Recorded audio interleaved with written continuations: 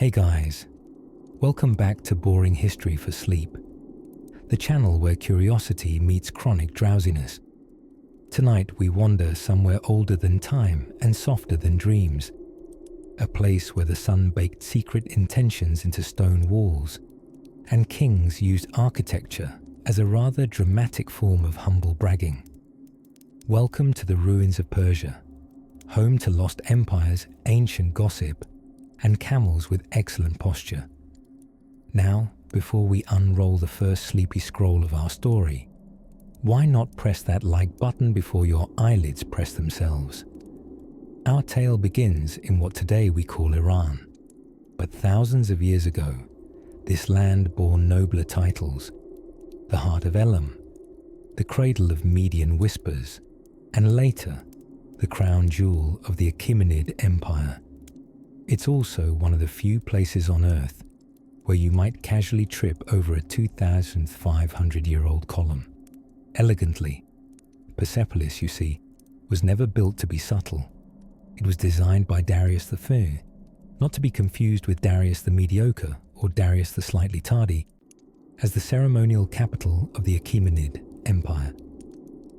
Construction began around 518 BCE, which, in historical terms, was yesterday in sandals. Imagine a sprawling terrace chiseled into a mountainside, overlooking a golden plain. Here, columns stretch like stone giraffes, carved walls talk in freeze frame, and staircases lean in for a whisper of royal secrets. The stones themselves carry the fatigue of ceremony, where kings greeted emissaries not with email, but with 20 kinds of incense, 100 cups of wine, and occasionally a gift elephant. Now, here's a soothing little pillow of trivia. The name Persepolis comes from Greek, meaning city of the Persians. But the Persians themselves called it Parsa, and even they didn't always agree on whether the place was more a palace, a stage, or just an extremely fancy seasonal backdrop for Nowruz, the Persian New Year. Some scholars suspect it was like the empire's holiday dinner table: lavish, seasonal, and best not mentioned the rest of the year. And while it seems immortal now, cloaked in echoes and sandstone, Persepolis had its share of drama. Most famously, it was burned by Alexander the Great in 330 BCE. Some say it was revenge for earlier Persian invasions of Greece. Others say it was a drunken whoopsie. It's possible both are true. After all, ancient conquests were never celebrated with sparkling water. But before the fire, glory. The Apadana, Darius's great audience hall, could seat what one scholar estimated as an impressive king-sized ego. Its columns rose 20 meters high, taller than a giraffe playing the cello on its hind legs, each one sculpted with lotus capitals that bloomed toward a sky they'd never quite reach. On its staircases, as you drift closer to dreaming, you'd see delegations from across the empire: Lydians in polite hats, Egyptians bearing jars, and Assyrians looking mildly inconvenienced. In perfect lines, they climb, eternally, paying tribute in dreams carved from stone. People often forget that this parade of tribute givers wasn't just decoration. It was the ancient version of the empire's annual report, a glorious propaganda slideshow in limestone. "We have friends," the walls announce, "and they bring snacks." But Persepolis didn't start with Darius. Before him, the Medes ruled, and older still were the Elamites, whose capital, Susa, whispered its influence across the ages. The layers dig down deeper than memory, and just as dreams create dreams, so one city rose from the bones of another, holding their secrets like ancient lullabies. As night slips into the corners of your thoughts, let's pause with this image.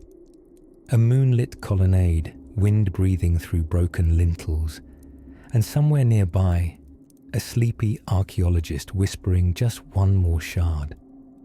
The stones of Persepolis hum with time, not loudly, more like a whistle hummed through sealed lips. And just maybe, if you pressed your ear to the right cracked wall, you might hear the faint shuffle of sandals, the laughter of relieved ambassadors, and the royal sigh of a king tired from holding court in 17 languages. There, under stars as old as empires, we leave the terrace of Persepolis glowing gently in forgetful dust, as silent tonight as it was proud so long ago. Let us now drift eastward, where forgotten flames once shaped another mystery. If you were to stroll barefoot through time, and yes, I do highly recommend at least mental barefooting for this excursion, you would eventually find yourself wandering under the eternal sun of the Fars province in southwestern Iran. The air here smells faintly of cinnamon dust carried across centuries, and the land hums with the not-so-distant echo of hooves, sandals, and overly enthusiastic chariot wheels. Here stands a quiet miracle in stone, Persepolis, the ceremonial capital of the mighty Achaemenid Empire. It rises, or reclines, depending on how sleepy you're feeling, from a rocky terrace like the fossilized skeleton of a once lavish dream. And even in ruins, Persepolis is impossibly polite. Every pillar, every bas-relief, every colossal stairway seems to bow slightly, inviting you in with timeless elegance. Founded by Darius the Great in 518 BCE, yes, that Darius, the man who once took over an empire using clever propaganda, a few divine dreams, and possibly an excellent beard, Persepolis was never meant to be a practical city. It didn't have a bustling marketplace, nor did it feature a particularly accessible Starbucks. It was, as historians like to phrase it, while adjusting their tweed sleeves, a site of impressive ritual and imperial pageantry. And by pageantry, we mean ancient theatre of power. Here, Darius and his successors staged their supremacy with enough flair to make Versailles look like a modest Airbnb. As you close your eyes, because sleep is inevitable at this point, and imagine yourself climbing the grand Apadana staircase, note how each step is only a few inches high, perfectly designed for the long, stately processions of weary ambassadors, robe-clad dignitaries, and very patient horses. Along the stairway's sides are stone carvings of representatives from 23 nations of the empire, each bringing a tribute ranging from camels and jewelry to the less exciting but still appreciated cloth bundles. If these stone figures could whisper, and tonight, let's imagine they can, they'd tell you of the vastness of Persia's reach, stretching from the Indus Valley in the east to the Aegean Sea in the west. Probably with a sigh, they'd reminisce about the time the Lydians brought gorgeous silver bowls, and the Bactrians showed up with a curious triple-humped camel named Filbert. Or perhaps not named at all, but Filbert feels appropriate. Within Persepolis, rooms such as the Hall of 100 Columns were built at an architectural scale that can best be described as humble brag divine. Each column was over 60 feet tall and topped with double-headed animal capitals, lions, bulls, griffins, silent sentinels keeping a stiff upper beak. One can only imagine the kernel of panic in the first labourer's eyes as the architect gestured and said, "Now just multiply that one by 99 more." But despite all this grandeur, Persepolis was not impervious to time or to fire, especially the very enthusiastic fire allegedly encouraged by a somewhat inebriated Alexander the Great in 330 BCE. After conquering the Achaemenid Empire, Alexander stood in the heart of Persepolis, possibly impressed, possibly hungover, and then one night, in an act of symbolic, poetic, and possibly slightly wine-fueled destruction, the city was set ablaze. Whether it was meant as a tribute to Athena, vengeance for earlier Persian invasions, or simply a terrible example of historical housewarming, The flames licked through palaces that had been centuries in the making. The cedar roofs crackled, the gold leaf melted, and the once mighty center of an empire glowed orange under a moon that surely looked away politely. But the stone remained. What survived, those whispering stones, spoke not of defeat, but of memory. Even in ruin, Persepolis did not crumble fully. Instead, it settled into the earth like an ancient librarian tucking herself in under mountains of dusty scrolls. You can still see hints of color clinging to certain carvings, remnants of once vibrant paint, a charming reminder that ancient stone wasn't always grey. In its day, Persepolis popped like a sunrise, pinks, blues, and even unexpected shades like imperial puce, if that was a thing. And while no one today pays tribute to Persepolis with camels or silk, visitors still come bearing gifts of quiet awe and the occasional camera tripod. Now, as your breath deepens and the weight of empire melts into the softness beneath your head, let yourself be guided by the silent pride of those columns that still stand, half fallen, fully dignified, and within their shadow will gently wander further, into older, still stranger secrets buried in the desert's fold. If you listen closely, and I mean really closely, you might hear them. At night, when the desert air settles like silk over southern Iran, and the moon paints the mountains in hushed silver, the columns of Persepolis begin to whisper. Of course, they don't actually whisper. That would be a logistical nightmare for archaeologists. But figuratively speaking, yes, they do.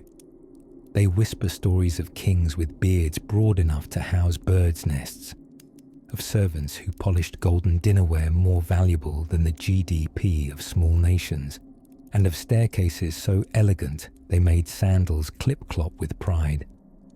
Persepolis, you see, wasn't built with modesty in mind. It was the ceremonial capital of the mighty Achaemenid Empire, a place where architecture stood tall, not just because of structural integrity, but because of imperial ego. Founded by Darius the First around 518 BCE, Persepolis was a royal showpiece.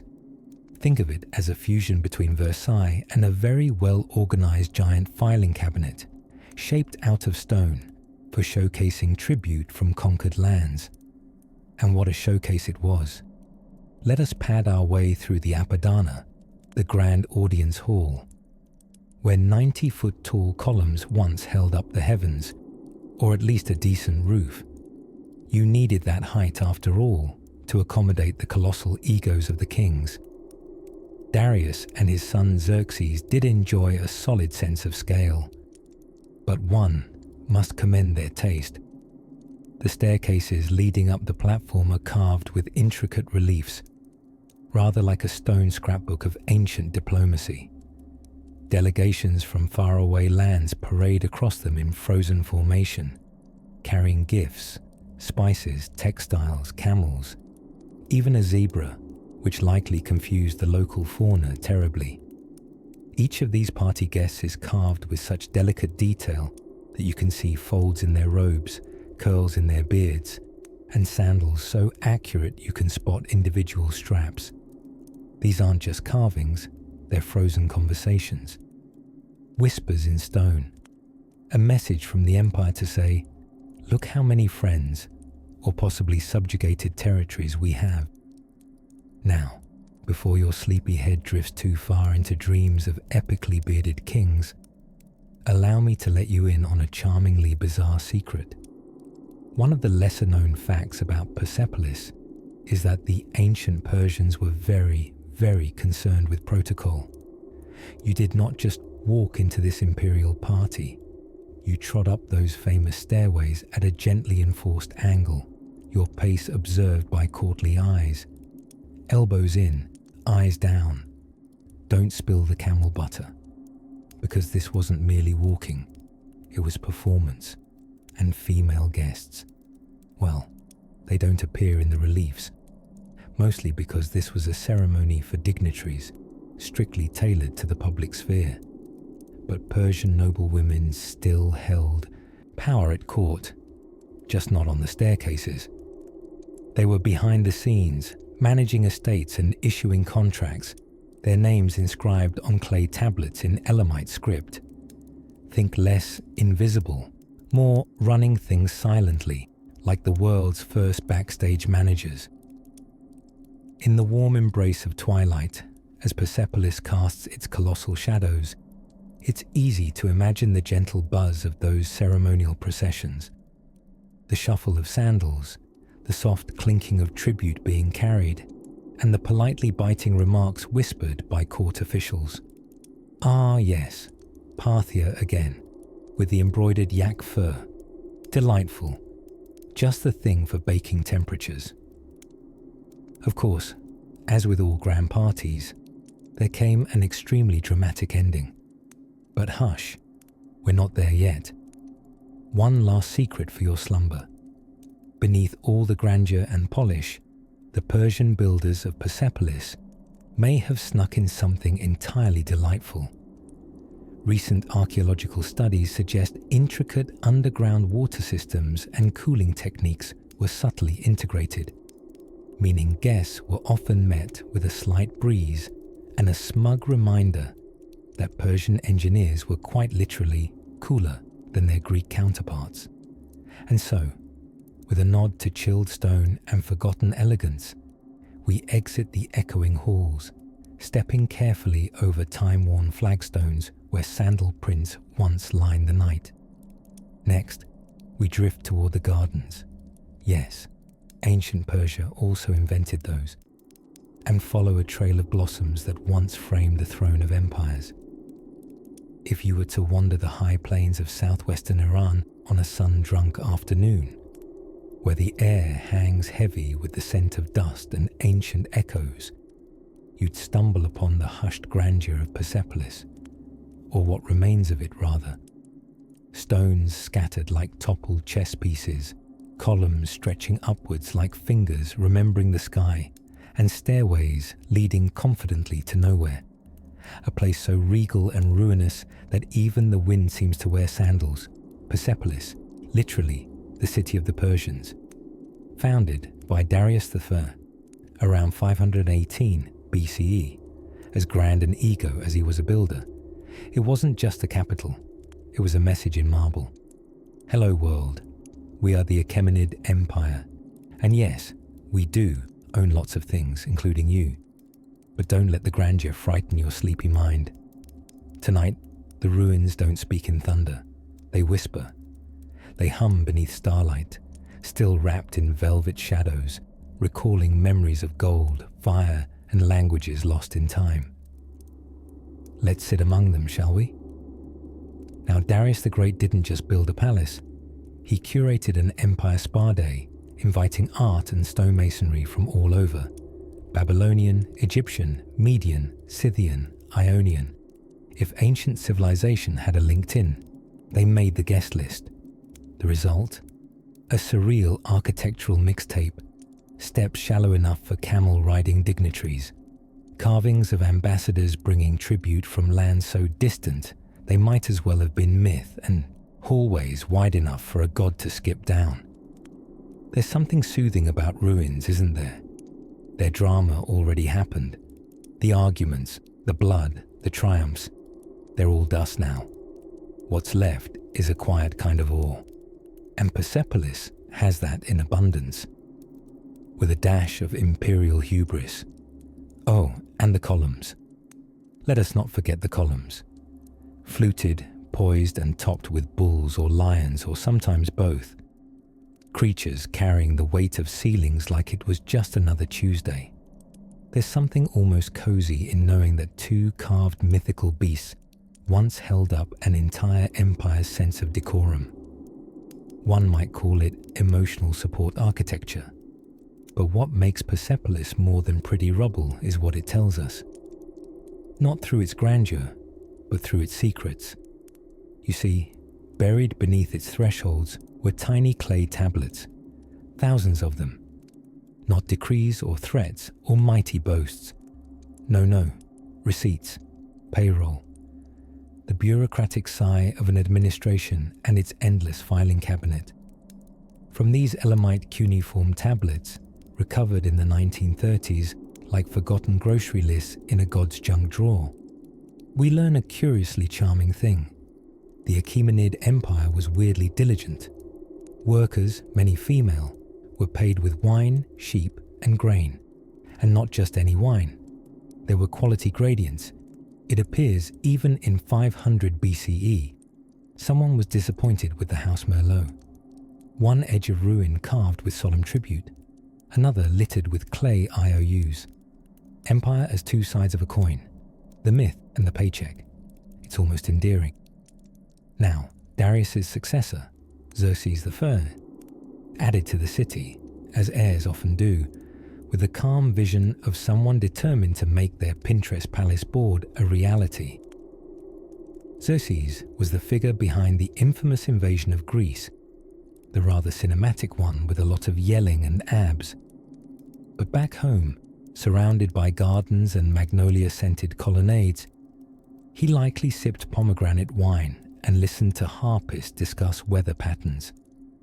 Persepolis flourished for about 2 centuries, until Alexander the Great came knocking in 330 BCE. And by knocking, I mean plundering and setting fire to the place during what might have been the world's most passive-aggressive victory party. Was it revenge for the Persian sack of Athens? Or did someone just tip over too much Shiraz and a torch? History is unclear, and frankly, a bit tipsy at this point.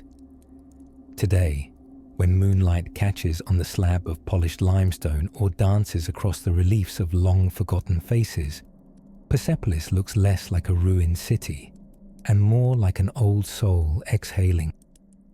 The kind of place that says, in stone-aged hush, imagine what stories you could tell if you outlived your builders. So we sit here for a moment longer, surrounded by whispers and worn staircases, half expecting the Persian wind to practice its Elamite. The stars blink overhead as if they too are ancient accountants keeping track of time on their cosmic abacuses. But don't get too cozy just yet, soft traveller. For not far off there lies an even stranger find, one where shadowed burial chambers and half-lit secrets wait beneath cliffs carved with royal ambition, and just a touch of divine exaggeration. Let us take a quiet stroll tonight, dear dreamer, through a forest not of trees, but of columns, tall, ancient, and carved with whispers of empires. We are drifting now to Persepolis, that once proud jewel of the Achaemenid Empire, where stone still remembers the footsteps of kings, and moonlight melts over ruined capitals like warm candle wax across parchment. Persepolis was not just a city, it was a slow-motion victory speech made of limestone. Commissioned by Darius the Great around 515 BCE, it was intended to impress visiting dignitaries, and perhaps also intimidate them with ceilings so high they practically needed their own postal code. Now, these columns, more than 70 of them at one point, thrust into the sky like the trunks of an ancient celestial orchard. Each one was topped with elaborately carved capitals in the shape of giant bulls, lions, or mythical creatures. Architectural modesty, apparently, had taken a holiday. But what's most charming, and slightly drowsy-making, about Persepolis isn't just the scale or the stone, it's the details. Everywhere you look, there are carvings. Not idle graffiti, mind you, but splendid processions of tribute bearers, all etched so finely that even their shoes have tread marks. Imagine being so artistically overachieving. Your sculptor remembered sock folds. And who were all these well-dressed emissaries bringing gifts? Delegates from across the Achaemenid Empire, Elamites with woven baskets, Lydians with ornately sealed jars, and Egyptians strolling in with ivory arms full of gold. They climbed the stairways in eternal stone silence, like history's most polite conga line. But Persepolis wasn't just for visiting dignitaries and ceremonial walkabouts. It was also a treasury, a storehouse of the empire's wealth, which in Achaemenid terms meant more gold than the sun could stare at comfortably. Scholars believe those grand halls, the Apadana, the Hall of 100 Columns, may have glittered with brilliantly woven carpets and bronze-braced furniture. Picture a royal IKEA, but more likely to be looted by Alexander the Great, which, well, it eventually was. Ah yes, Alexander, history's most dramatic firestarter. In 330 BCE, whether fueled by wine revenge or an ancient episode of Real Households of Macedonia, Persia edition, he ordered the torching of Persepolis. Some say it was symbolic, others claim it was accidental, but most historians agree it was spectacular and terribly smoky. And still, Persepolis lingers. In ash and ruin, yes, but also in elegance. The staircases remain gentle in grade to accommodate visiting elders. Even the smallest friezes still catch the soft morning shadow like secrets, hiding beneath robes. And those columns, oh those columns. Some still stand, like solemn musicians waiting to resume a symphony interrupted by over 2 millennia of intermission. One of the site's most curious features isn't a room or statue, but an inscription. Carved in cuneiform and set in stone, it announces Darius's conquest and construction. In 3 languages, no less: Old Persian, Elamite, and Babylonian. Trilingual signage, 500 BCE style. A clear hint that global empires have always needed their own customer service departments. And speaking of language, how about the sheer poetic absurdity of cuneiform? A writing system chiseled line by line, symbol by symbol, into hard stone. The ancient equivalent of texting with a granite thumb. But don't get too impressed by the imperial ego. For all its grandeur, Persepolis also hosted humble things. Kitchens fed thousands, storage rooms held scented spices, and servants would sweep the grand halls with quiet dignity, perhaps wondering why no one ever sculpted them onto a staircase. Today, wind flows where columns once held roofs. Lizards sunbathe atop throne steps.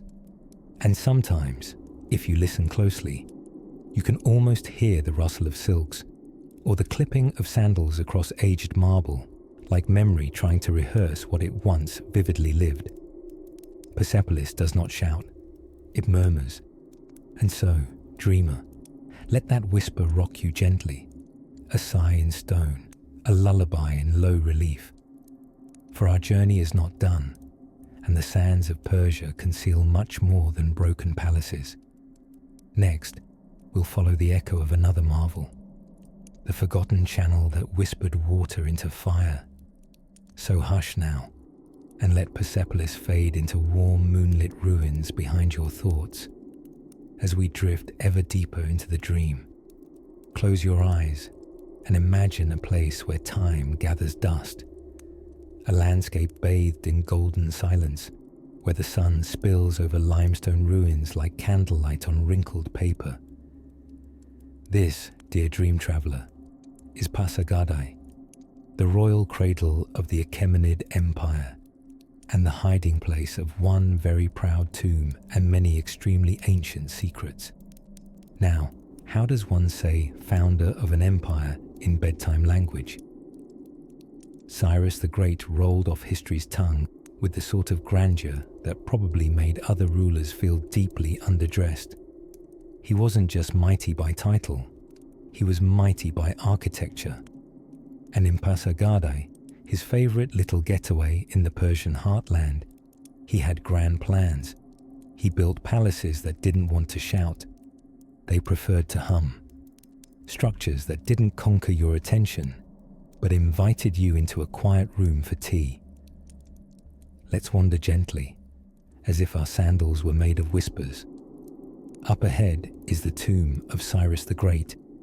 It resembles a slightly oversized doghouse for a very divine ghost. Sitting alone in an open field, it has all the reserved drama of someone who's seen too much and started journaling. 7 wide limestone steps lead to a gabled chamber, simple and solid. No frescoes, no golden trim, just truth carved into stone, and the occasional pigeon delivering unsolicited commentary. The ancient Greeks revered Cyrus. Xenophon, for instance, basically wrote him love letters disguised as history books. And Alexander the Great, despite being Macedonian and notoriously proud of his hair, reportedly paid his respects at the tomb in a curiously soft moment of admiration. He even ordered it repaired after looters tried to liberate its contents, which is a fancy way of saying someone tried to burgle paradise and instead found a deity's minimalist luggage.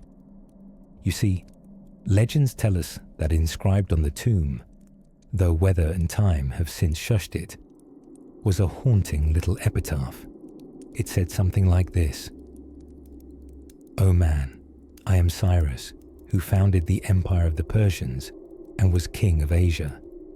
Do not begrudge me the little earth that covers my body."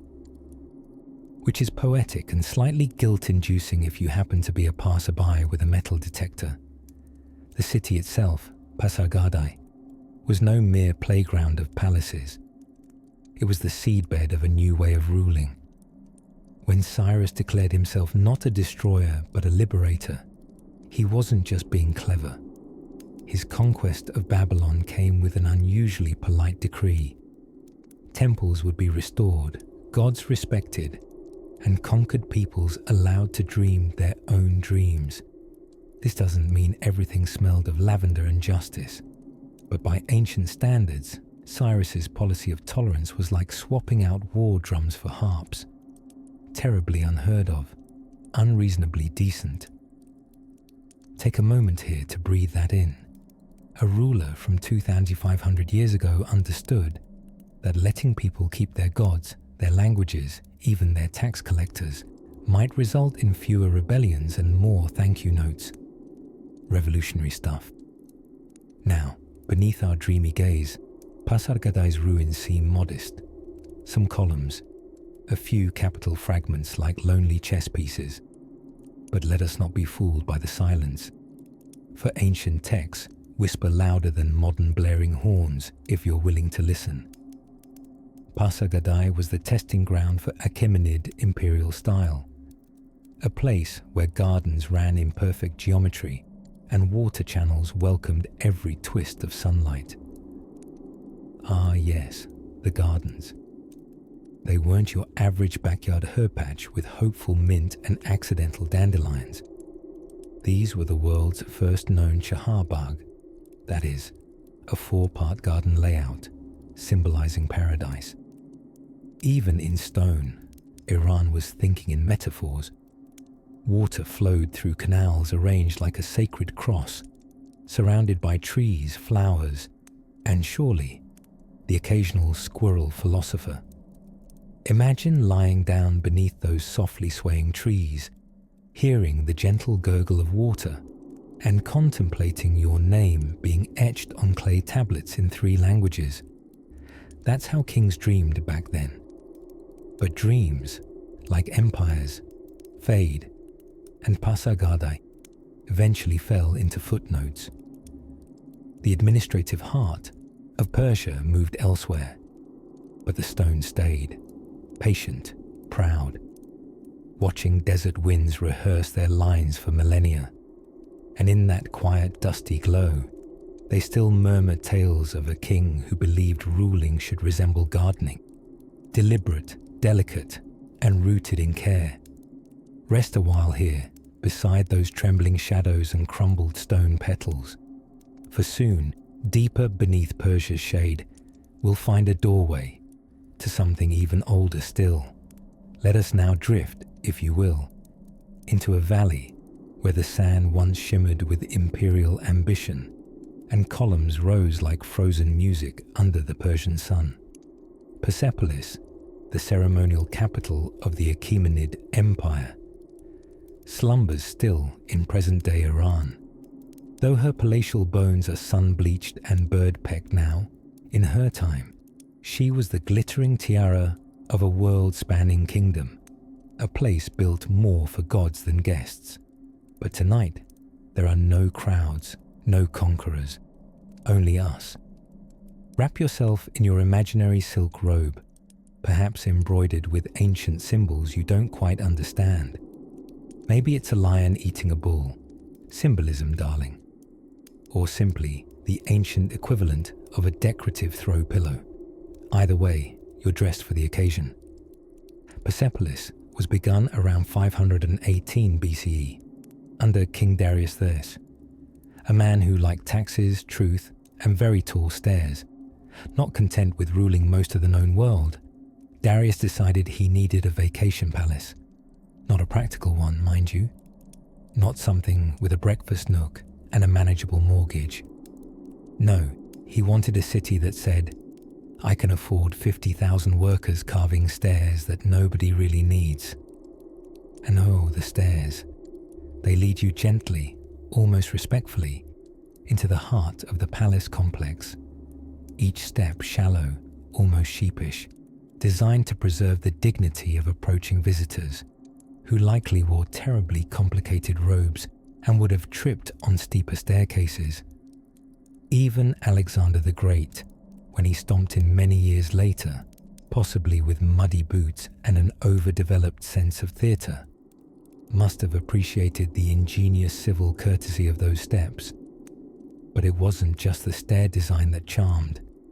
No, the Apadana, the great audience hall, was a forest of exquisitely fluted columns, each one thick as a redwood and topped by animals that looked equal parts noble and imaginary.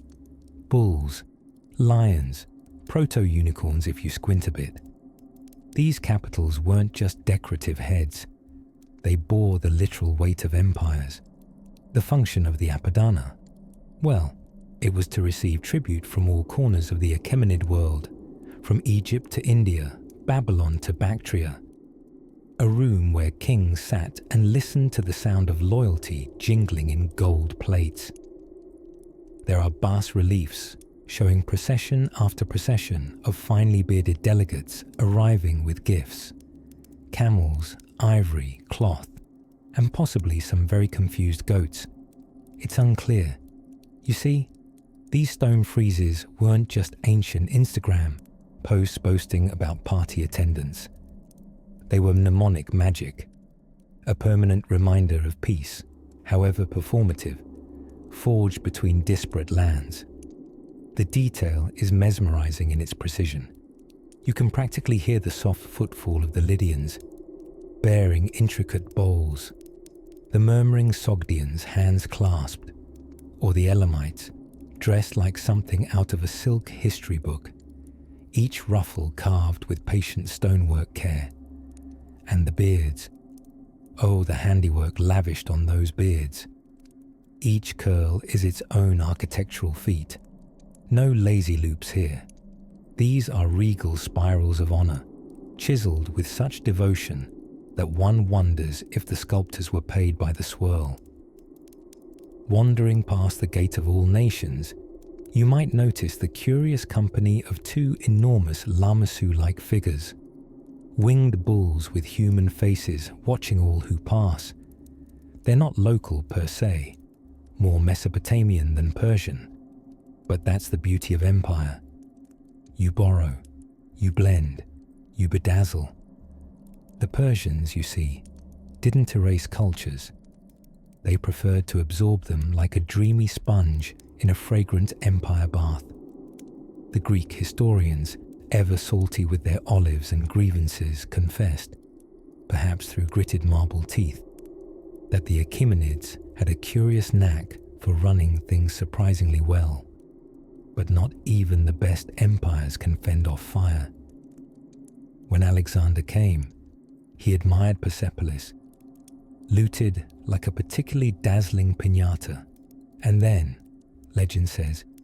He burned it, perhaps in revenge for Persian burns of Athens, perhaps because he had one too many goblets of conquest-flavored wine, or perhaps it was just very windy and torches were unpredictable. Even now, standing among the ruins under a velvet sky, the stones murmur. They don't complain. They're stone after all, but they remember. And with every gentle breeze, with every moon-drenched shadow slipping across the steps, you might just sense the footfalls of ancient diplomats, the hush of royal robes, and the long exhale of forgotten languages. But hush now. The columns are swaying in your imagination, tall and ancient, and just a bit smug, as if they know we're only passing through. Let's hold that twilight hush a moment longer, and then, when we're ready, take one last blink at these stony sentinels before wandering onward, to a secret carved not in stone, but in silence. As the desert night unfolds its velvet shawl across the mountains of ancient Persia, we now drift toward the ridged plateau where a city once shimmered, not in bustling chaos or noisy clang, but in solemn ceremony and imperial pageantry. Welcome, dear dreamer, to Persepolis, where even the shadows seem to remember things. Built by Darius the Great around 518 BCE, Persepolis was not a city of everyday life. No, it was more of a glorified conference room for the empire's finest rituals, where kings received tribute, nobles complained in style, and everybody politely pretended not to notice how many golden goblets were missing after the party. The name Persepolis means City of the Persians, which you'll agree is surprisingly obvious for something so majestic. Today, only its sun-bleached bones remain. A colonnade here, a broken staircase there, and columns yawning toward the stars like sleepy giraffes. Now, let your thoughts curl like incense as we meander through its most peculiar structure, the Apadana. This grand audience hall, with soaring columns once gilded in precious metals and topped with capitals shaped like bulls and griffins mid-philosophical debate, could hold over 10,000 nobly dressed individuals at a time, which sounds quite festive until you realize imperial dress codes tend to frown on dancing.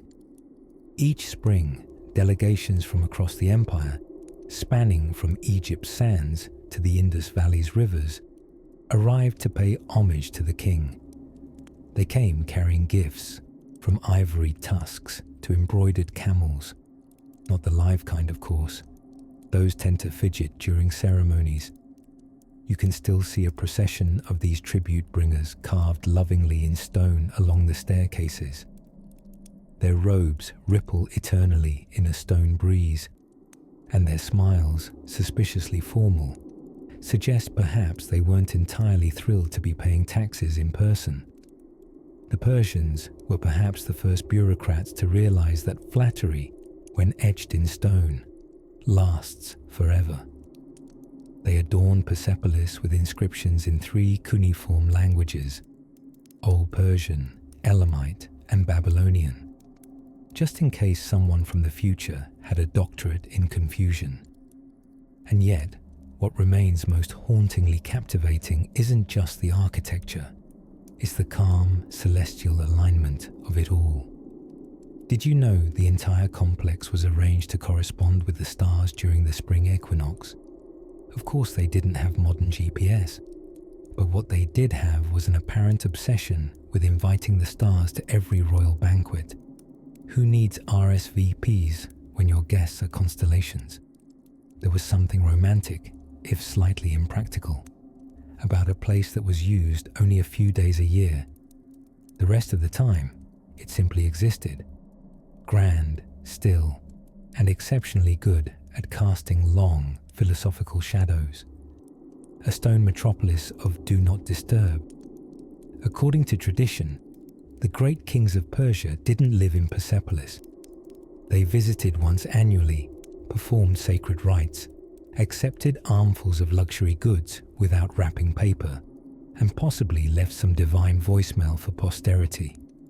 And then off they went, likely with sore sandals and gold fatigue.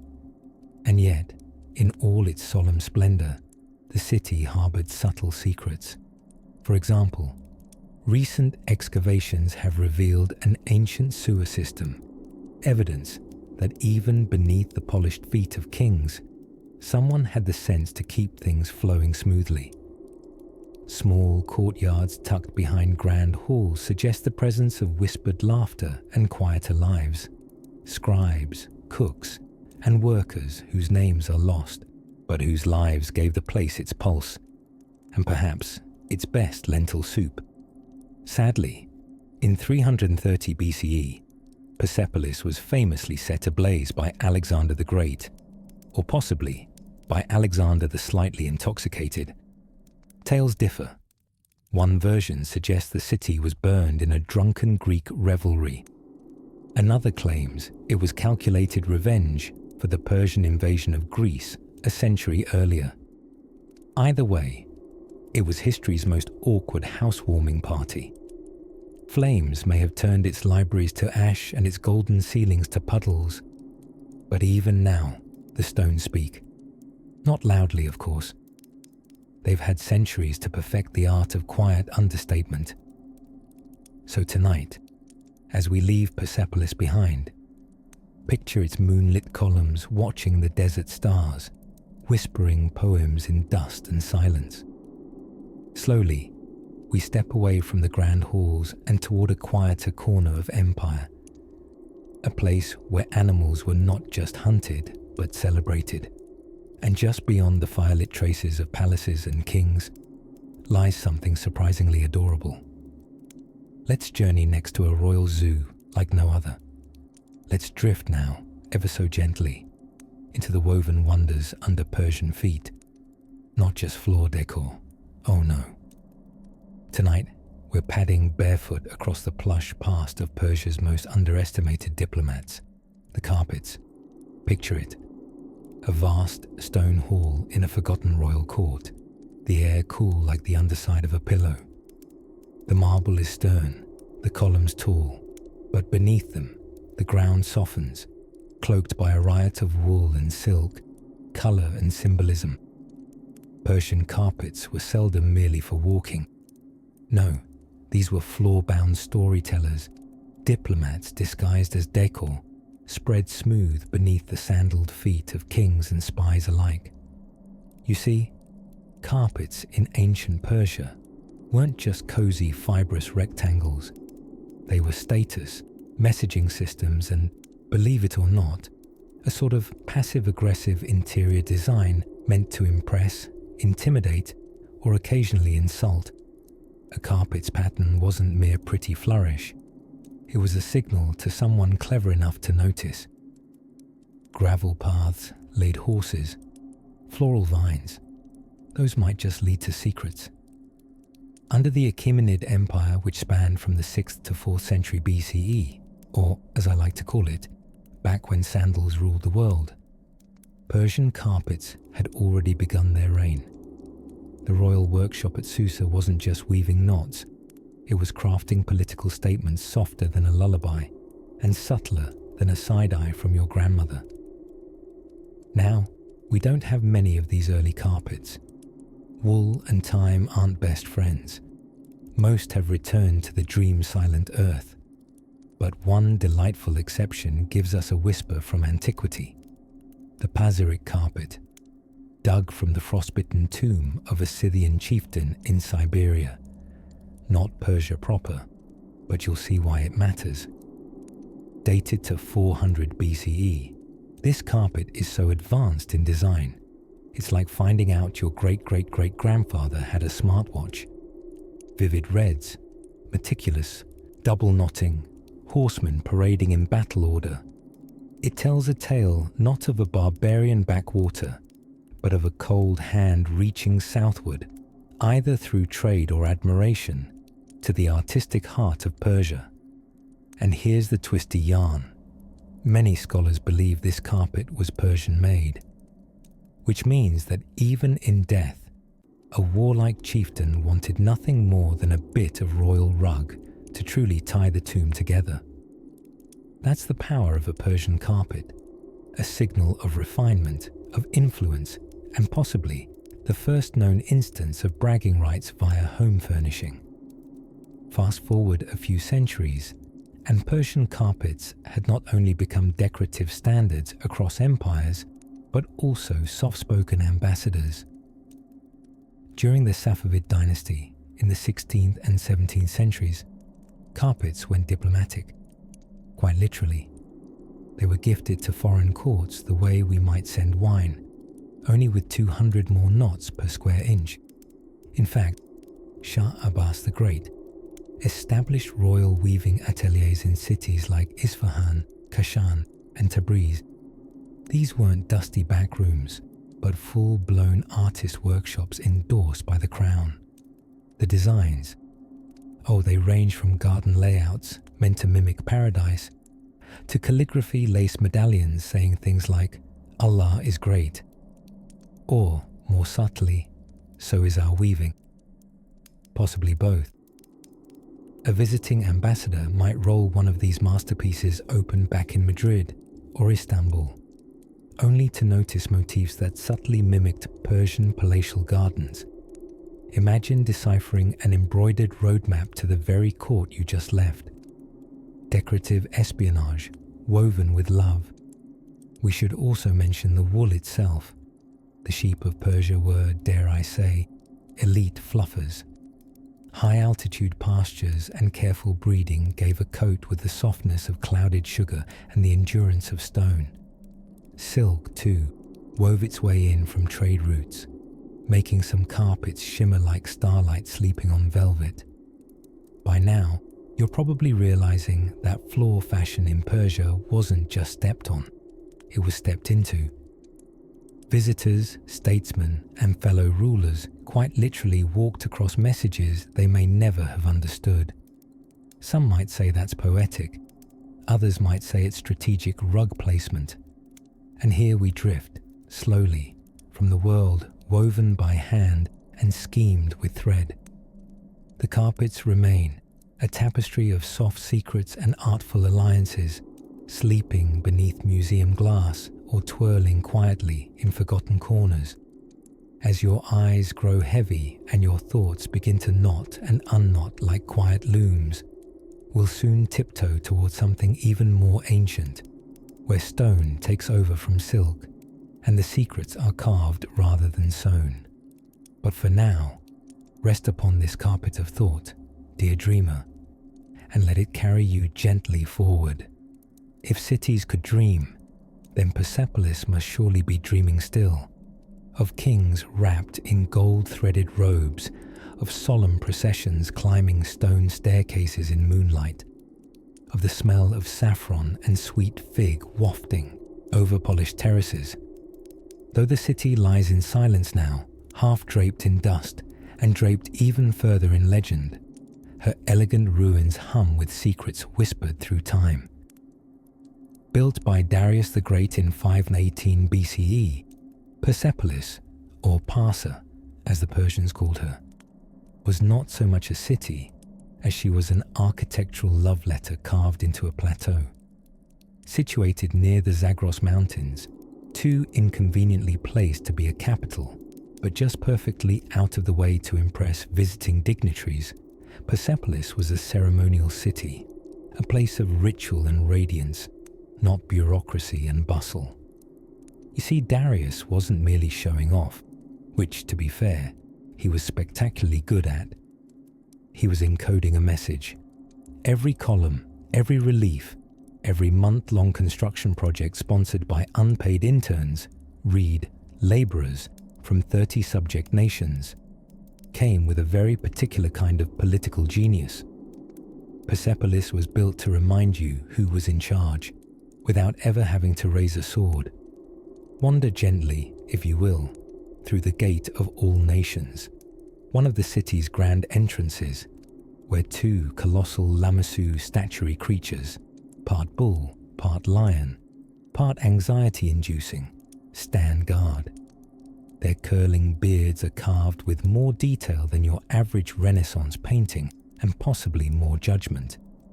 They scowl with the eternal expression of beings who have watched centuries tick by without a nap. Darius's son, Xerxes III, added finishing flourishes to the complex, like knocking out a few rebellions and carving himself into glory. From his platform of opulence, he expanded the Apadana, the vast audience hall held up by 72 columns, roughly the height of your local telephone pole, only more photogenic. These pillars once held a cedar roof so vast that it practically whispered, "You are lucky to be in my presence." Now here's where we slip into one of Persepolis's lesser-known secrets. It was a fire hazard waiting to happen. Built largely of flammable materials in key areas, like palace roofs and interiors, paired with ample use of draperies and exotic woods, Persepolis was aesthetically a masterpiece, and structurally a marshmallow near a campfire. So when Alexander the Great galloped into town in 330 BCE on his globe-trotting, empire-snatching tour, the grandeur of the place reportedly impressed him enough to hold a lavish victory party there. A party which, as legends and inebriated torch-bearing attendees suggest, ended with the lighting of the city, accidentally, or perhaps symbolically, or, as some cuddly ancient historians would have it, drunkenly. The flames consumed much of Persepolis. Stone columns remained in eerie procession, silent witnesses to the final curtain call of an empire's showpiece. The lesson here, perhaps, is to avoid indoor bonfires after wine and conquest. But the burning wasn't just a clumsy afterthought. Some scholars whisper that Alexander wanted to avenge the earlier Persian invasion of Greece, particularly the burning of the Acropolis by Xerxes. If true, this was an act of karmic symmetry performed in marble and firelight. Still, there's something exquisitely endearing about the stone reliefs that survived. Along the eastern staircase of the Apadana, you'll find a line of tribute-bearing delegates from the empire's many satrapies: Elamites, Bactrians, Ethiopians leading camels, Armenians presenting horses, and one fellow who, depending on your perspective, might be nervously fumbling a jar of wine. Each figure is carved not as a conquered subject, but with a peculiar dignity. They look not subjugated, but cordial. It was diplomacy in bas relief, stone-bound networking before LinkedIn made it less fun.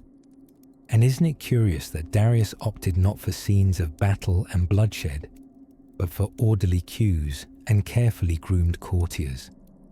The empire's glory was meant to be understood through harmony, not havoc, a power flex wrapped in a polite bow. Persepolis, despite her ruinous state, still echoes with the footfalls of the Achaemenid dream. Global unity, ceremonial grandeur, and the occasional problem with flames. Like an ancient postcard left out in the sun for too long, her once vibrant colors have faded. But the message still reads clear through time's sleepiest dust. Lay your head now among the alabaster ruins and listen. In the still silence of Persepolis's moon-drenched halls, history does not shout. It whispers. And if you listen closely, something stirs just beyond the columns, something older still, and wrapped in even deeper shadow. Quiet now. Can you hear them? Tiny voices, hushed and buried beneath sand and time, the whispering tiles of Nishapur. Tonight, we gently tiptoe into this once glorious Persian city, nestled where the mountains meet the desert, and carpets once told stories without saying a word. Nishapur, like an elegant daydream you forget by sunrise, bloomed into brilliance and then crumbled into dust. But before it became a favorite pit stop for Mongol invasions and unpleasant earthquakes, It was the bustling brain of early medieval Persia, an intellectual watering hole, a haven of poets, potters, and polite arguments over astronomy. According to 12th century geographers, this was the place to get a good cup of tea while philosophizing about celestial symmetry. The city hummed with the click of calligraphy brushes and the scent of glazed pottery baking like decorative bread in kilns. Potters here were artists, storytellers, and perhaps mild pyromaniacs. Their tiles, glazed in dreamy blues, soft creams, and the occasional flirtatious terracotta, covered everything from palaces to pickle jars. But these weren't just pretty patterns. They were mosaics of messages, mumbled in Arabic, Farsi, and even Old Sogdian.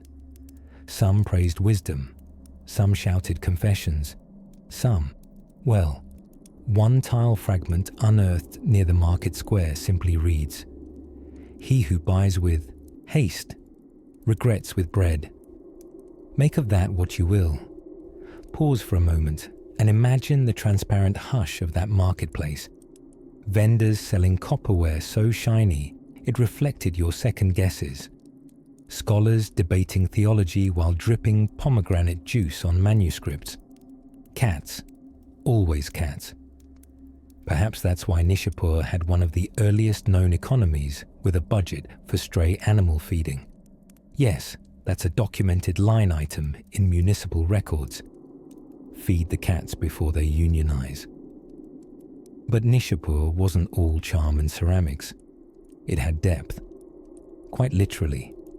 Underneath the city lies an intricate patchwork of tunnels and storage chambers, much like the drawer where you shove odd batteries and mysterious buttons. These underground hideaways were used to protect books, rice, and, on one occasion, a rather nervous astronomer during a heated calendar dispute. When you live in a city where every third person is writing a treatise on moon phases, you learn the importance of spatial awareness. And lest we forget the most dazzling addition to Nishapur's sleepy grandeur, Omar Khayyam. Yes, that same Khayyam of Rubaiyat fame, swaying between science and verse like a poet on a carousel. He calibrated the Jalali calendar with mathematical precision so exquisite that leap years still shyly admire it from afar. But he also wrote quatrains about wine and passing time, because in Nishapur you could be both a numerical prodigy and a vineyard philosopher. Who knew spreadsheets and sonnets could be such cozy neighbours? Let your mind meander now through the painted walls of a Nishapuri villa. There, above the dining bench, yes, Persians dined reclining before it was trendy, hangs a tile with delicate Kufic script. It reads, "Even the full moon envies a well-poured cup." Oh, Nishapur, you even made envy poetic. Of course, not everything about the city has survived the sand's appetite. Earthquakes gobbled entire neighborhoods. Invading armies, perhaps allergic to beauty, trampled much of what wasn't buried. But bits of Nishapur still speak.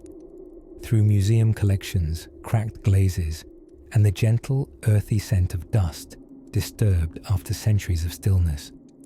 So rest now, knowing that not all stories need loud endings. Some, like Nishapur's, lull themselves asleep one tile at a time, content to be remembered faintly, like the echo of a terracotta dream. And as we leave these ceramic soft streets behind, something curious calls from another corner of Persia. There's a place not far from here where the desert wind hides something stranger, an ancient deception so clever it fooled even time itself. Persepolis does not shout.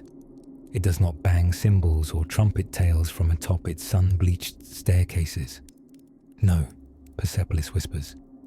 And if you're quiet enough, perhaps curled beneath a well-worn blanket, with only your ears peeking out, you'll hear the columns speak secrets older than stories, and twice as mysterious. Nestled in the arid cradle of southern Iran, Persepolis, once the ceremonial capital of the Achaemenid Empire, is less a ruin and more a dream that's decided to linger for a few millennia. Founded by Darius I around 518 BCE, this once grand city was a love letter to architecture, symmetry, and the gently persuasive power of intimidation via massive stone stairways. Now, let's take a lazy moonlit stroll through its hall of 100 columns. Though I should mention, for a hall boasting triple-digit pillars, you'd think it'd be a bit more crowded. Once a vast audience hall hosting kings, soldiers, and flatterers of fine standing, it now hosts mostly sand. But if you tilt your head just right and squint slightly, preferably from under the fluff of your pillow, you can still feel the bustle. Or maybe that's the draft from an open window. Either way, let's continue.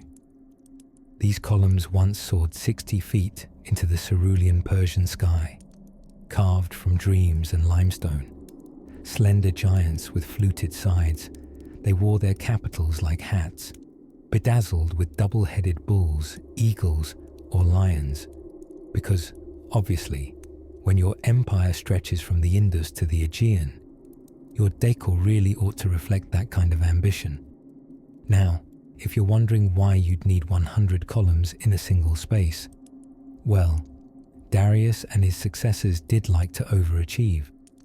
Perhaps it was insurance. If at least 70 columns stayed standing during a party, you knew it was a decent bash. Or perhaps it was architectural preening, a polite way to remind visiting dignitaries, our ceilings are higher than your ambitions.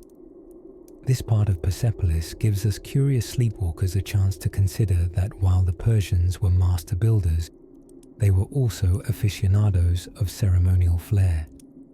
Unlike more utilitarian palaces, Persepolis didn't house the hustle and bustle of daily governing grind. No, this was where big royal energy strutted its golden sandals. Tribute from across the empire, spices from India, ivory from Africa, and linens softer than a whisper from Babylon would all be paraded in elaborate processions here. Ah yes, those processions, carved painstakingly along the stone stairways leading to the Apadana, the throne hall. These reliefs depict subject peoples bringing gifts with expressions of both dutiful admiration and moderate confusion. Some look quite happy to be offering up camels or silver bowls. Others appear to be pondering how much longer the line is and whether it's okay to nibble the offering en route. But what's lovely is how the artist portrayed everyone with dignity. Whether bearing gold or grapes, Persians carved their guests with grace. No cowering, no groveling. The imperial message seemed to be, yes, you are here to honor us, but let's keep this respectful. And no crying on the stone, it's very porous. And above it all, these noble columns stood watching.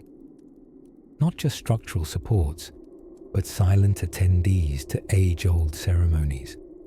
If buildings have memory, then the columns cannot forget. They've seen royal weddings, imperial decrees, scandalous whispers of court intrigue, though they'd never tell, and even, tragically, Persepolis' slow undoing at the hot hands of Alexander the Great in 330 BCE.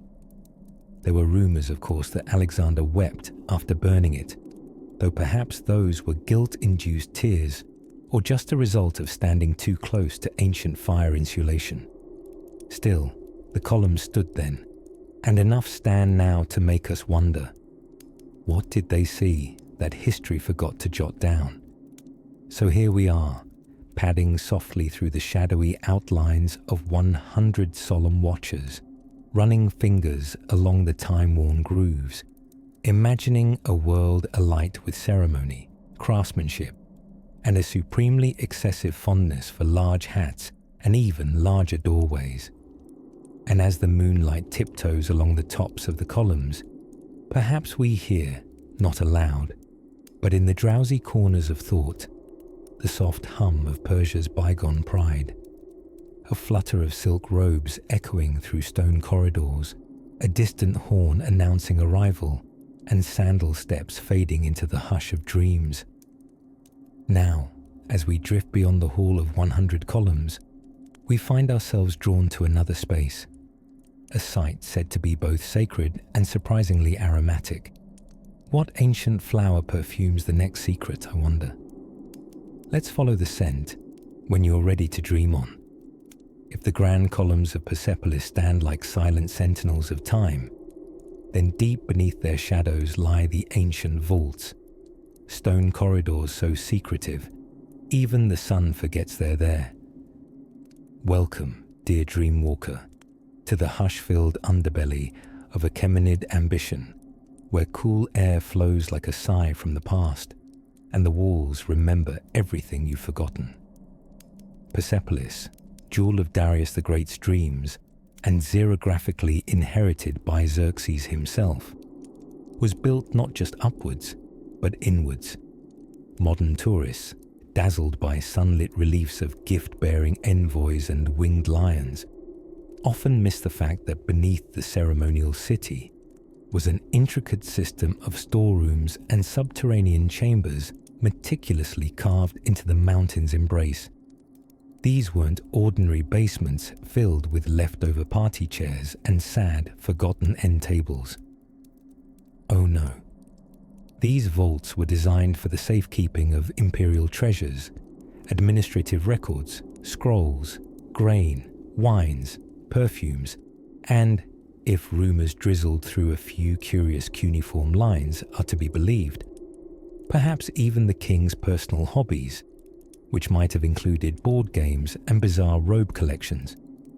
Lest you think these spaces were dull caverns smelling of mildew and bureaucratic ambition, let us whisper instead about how they shimmered in torchlight.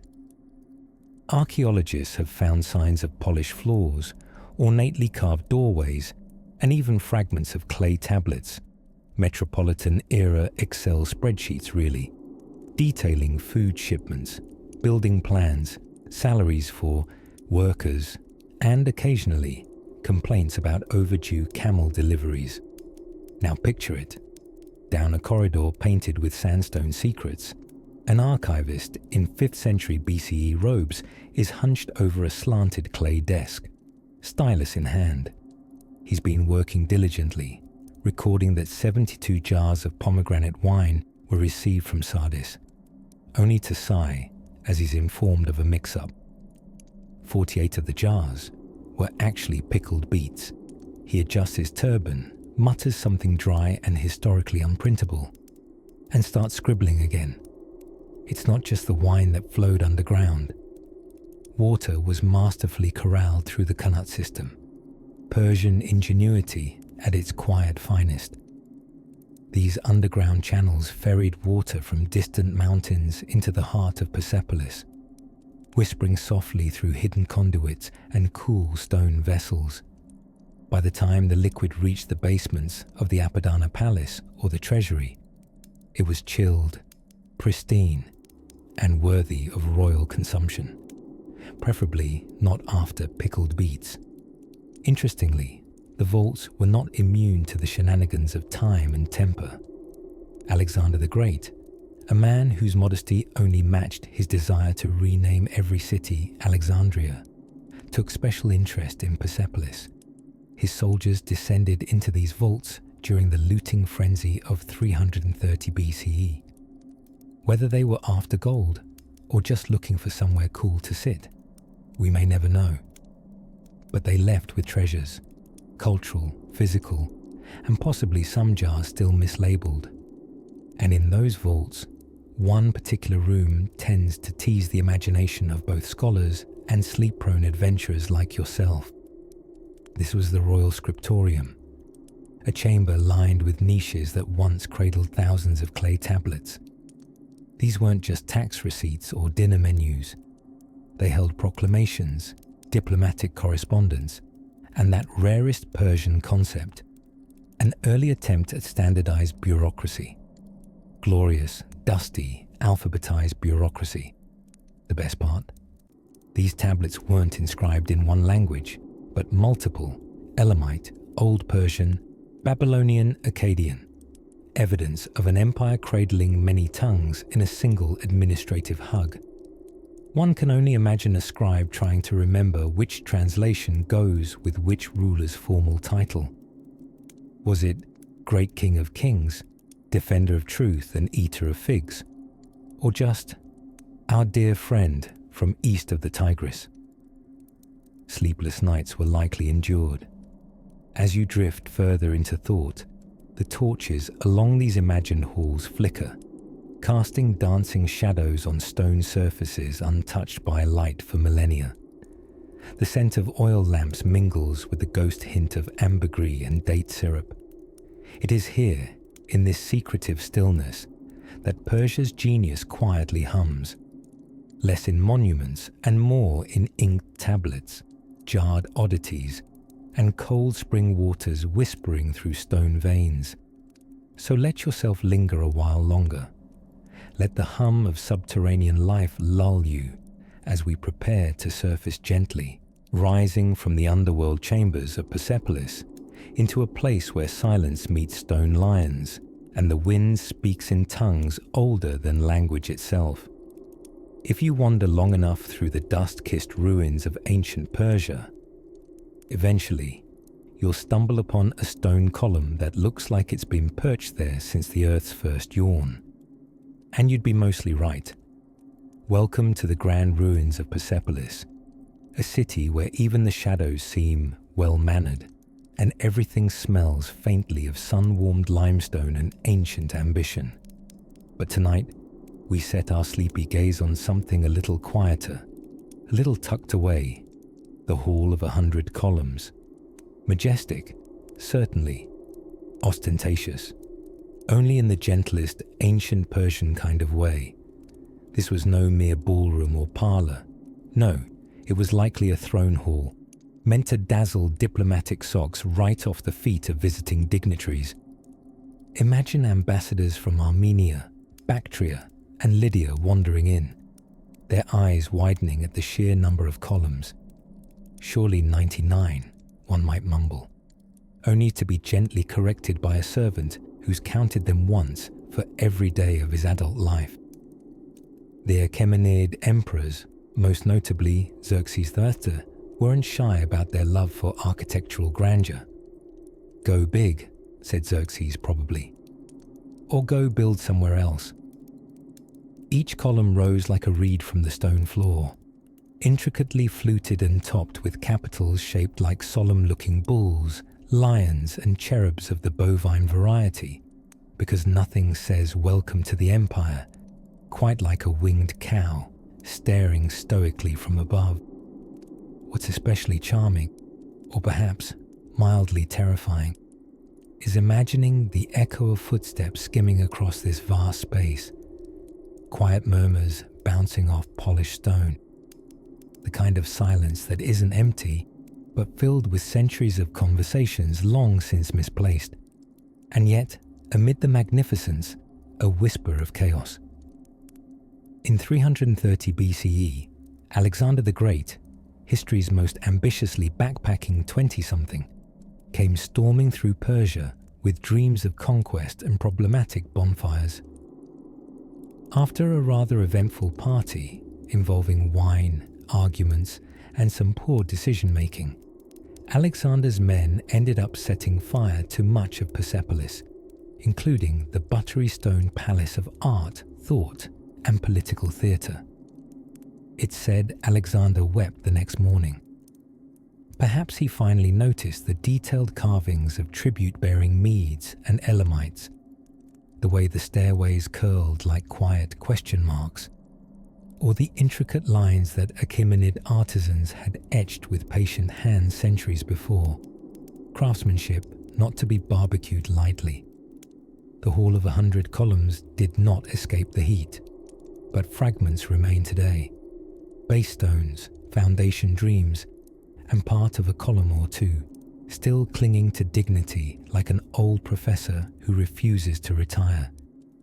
If you sit cross-legged between those jagged edges and close your eyes, you might hear the faint echo of ceremonial trumpets or, less impressively, a scribe dropping his inkpot and swearing in Old Persian. Now, a few dreamy facts to rest upon like soft feather pillows. Each of those 100 columns once stood over 13 meters tall. That's taller than most ships, and nearly as tall as a determined giraffe in heels. The whole space measured about 70 by 70 meters, which is perfect for imperial tea dances or high-stakes backgammon between rival satraps. Beneath its grand surface, archaeologists now believe the hall may have been used not merely for ceremony, but for administration, a kind of royal office where paperwork, papyrus work, piled up like drifts of historical snow. It's oddly charming to think that beneath all the carvings and kings and colonnades, at least part of this sprawling architectural masterpiece may have hosted ancient bureaucrats haggling over grain quotas and camel taxes. Even in empires gilded with gold, someone always has to update the census. So now we leave the Hall of 100 Columns, its nobility softened by time, by ash, by silence. This isn't just a ruin, it's memory in architectural form. A place where stones remember what people forget. A whispering hall, gently mumbling like a half-asleep librarian. And just beyond the hall's shadow, another mystery waits. Something carved not in stone, but in myth. Something buried deeper still. Let's wander there next. Slowly, softly, as the stars settle over ancient Persia once again. Ah, Persepolis, the ancient city that refuses to be forgotten, even as its stones sigh under centuries of silence. Stretch out, friend. Snuggle into the folds of your blanket as we tiptoe across the golden dust of history into the heart of Persia's once glittering gem. A place where even the shadows feel aristocratic. Persepolis, whose name derives from the Greek for city of the Persians, was less a city in the bustling bread market sense and more a showpiece. A royal stage set glittering with ceremonial swagger. Founded by Darius the Far, not to be confused with Darius II, the sequel we didn't ask for.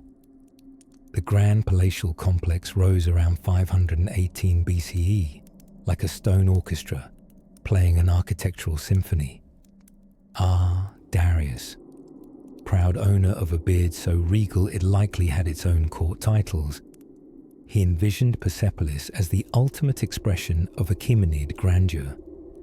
Not the everyday living quarters, mind you. This was where you'd host your really impressive dinner parties.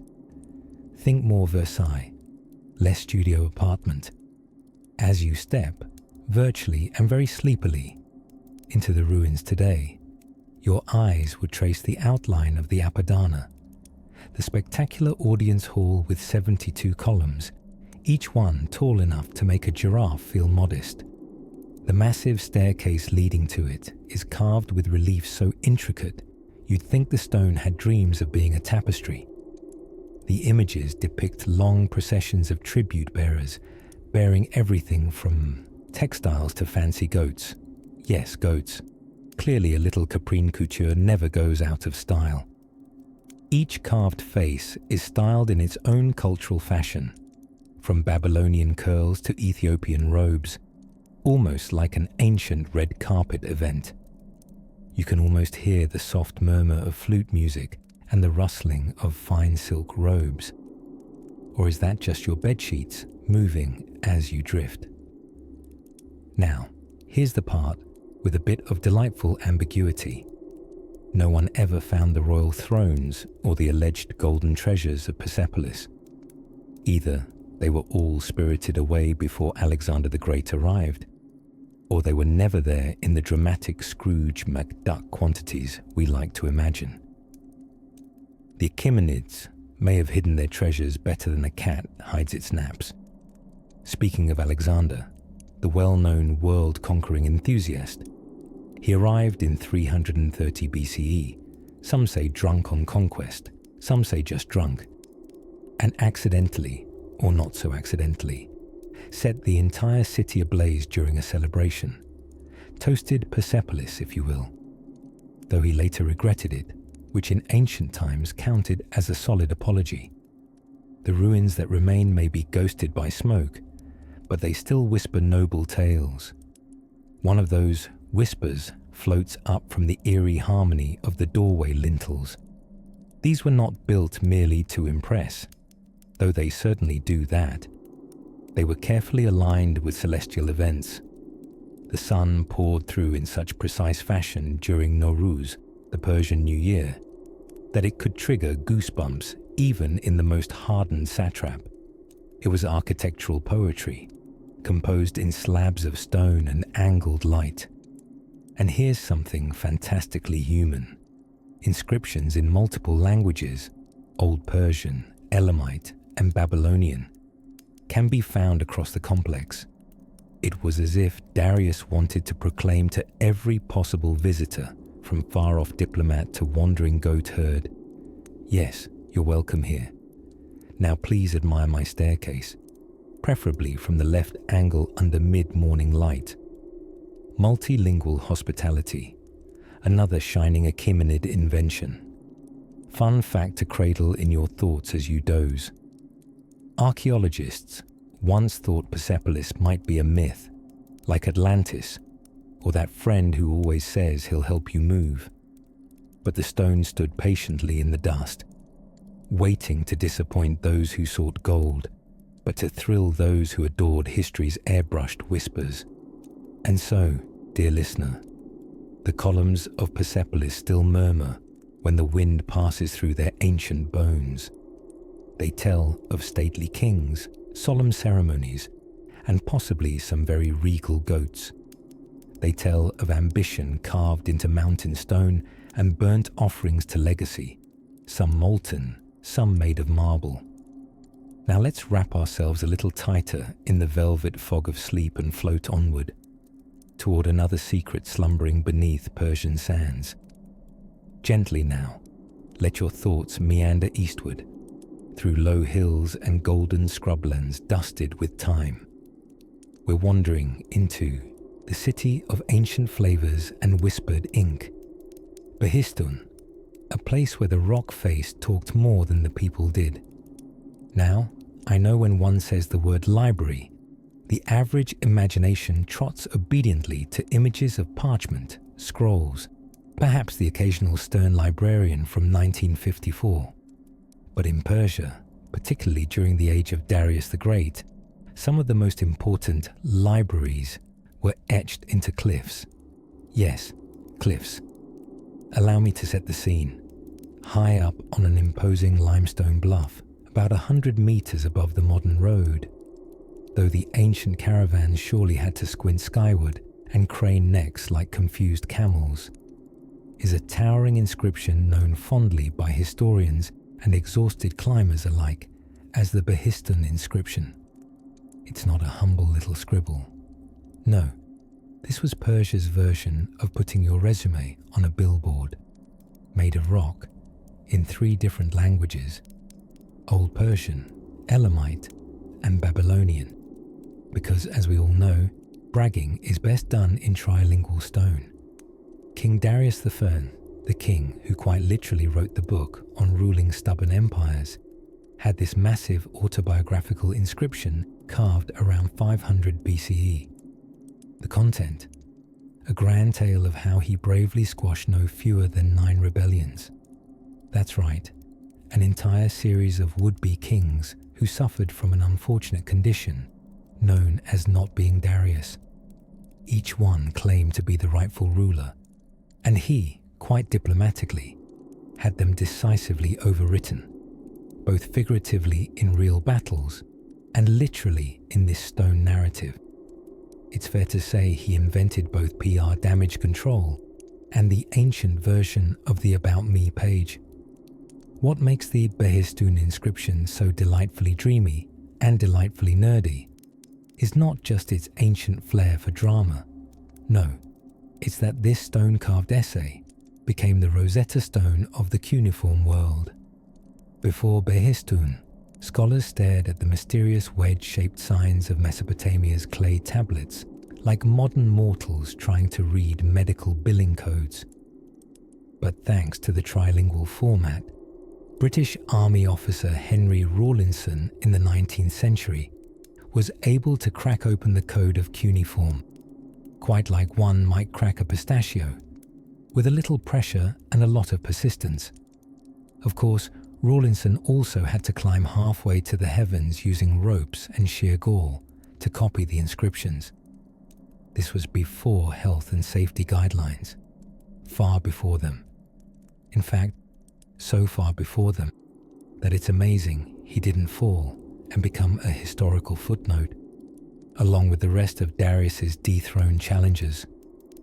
But down below, in the sleepy valley threaded with poppies and sheep, no one imagined such an ambitious message hid up in the cliffs. Winding caravans and traveling traders passed beneath it for centuries, perhaps occasionally squinting at the rock like it had a stubborn wart that refused to heal.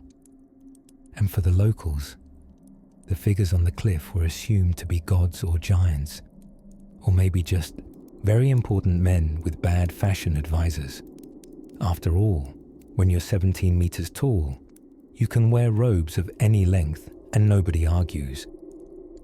What's tenderly amusing is that, for all the bluster and political flexing encoded in those words, the mountains have had the last quiet laugh. The winds of centuries have whispered gently across the characters' chiseled forms, softening the edges and blending history into poetry. Time has a way of editing us all. This, dear listener, is the kind of library you climb to read. A library so loud in its silence that it took us 2,000 years to decipher its shouts. No shelves, no stamps, no due dates. Just history waiting patiently in stone, unbothered by overdue notices and Ancestry.com ads. And still, as the moon sprinkles its light over the cliffs tonight, the warriors in relief seem to breathe, frozen in eternal mid-argument, while Darius, calm and grand, points as if to say, "See? Told you I won."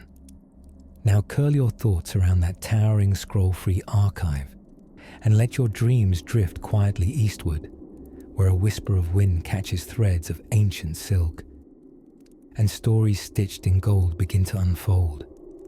Let us now turn our steps to a place where time has reluctantly surrendered, one cracked limestone slab at a time.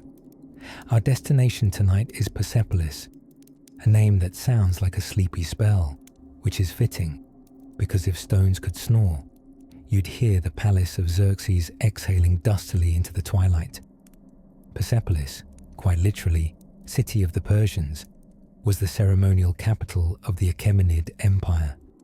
Founded by Darius the Great in 518 BCE, it was less a city and more a showy stone resume carved in 3 dimensions.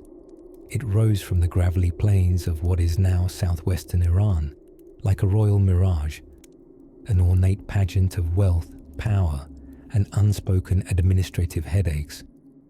But here's a twist to lounge on like an expensive Persian cushion. Despite its grandeur, Persepolis was not exactly a cultural hotspot. No theatre, no crowded markets, not even a decent kebab stand. In short, everyone showed up in their best formal robes, politely admired the bas-reliefs, and then shuffled away to find somewhere with coffee. Now, picture the Apadana, a grandiose hall with 72 columns, each one tall enough to tickle a cloud. These weren't just columns, they were architectural peacocks. Topped with pairs of bulls, they once cradled massive wooden beams that shaded the hall in dappled splendor. Today, 16 of them remain, like weary sentinels trying to remember where everyone went. The Apadana was built for receiving the empire's many tribute bearers, who arrived annually bearing gifts, gold, spices, textiles, sometimes even exotic animals, like Indian elephants and, presumably, deeply confused ostriches. The walls here tell stories in regal stone, Carvings along the staircases show Medes and Babylonians, Assyrians and Egyptians, all rendered mid-procession with alarming neatness. It's like a diplomatic conga line frozen forever. And while we're speaking of carvings, let's not pass over Darius the Great's unwavering commitment to graphic design. Everything had to be symmetrical. Everyone had to be facing the right way. One sneeze from a sculptor and an official from Lydia could end up nose to nose with a camel, which may or may not have violated court protocol. But beneath all the stone pomp, Persepolis held an almost paradoxical serenity. Despite being a representation of imperial might, the city moved slowly, even back then. There were no battles fought here, no rebellions or riots. It was more of a stage for loyalty, where subjects came not to speak, but to display their submission, with tasteful accessories. It is perhaps this admirable stillness that made Alexander the Great's arrival in 330 BCE all the more abrupt, like someone bursting into a yoga class with a horn.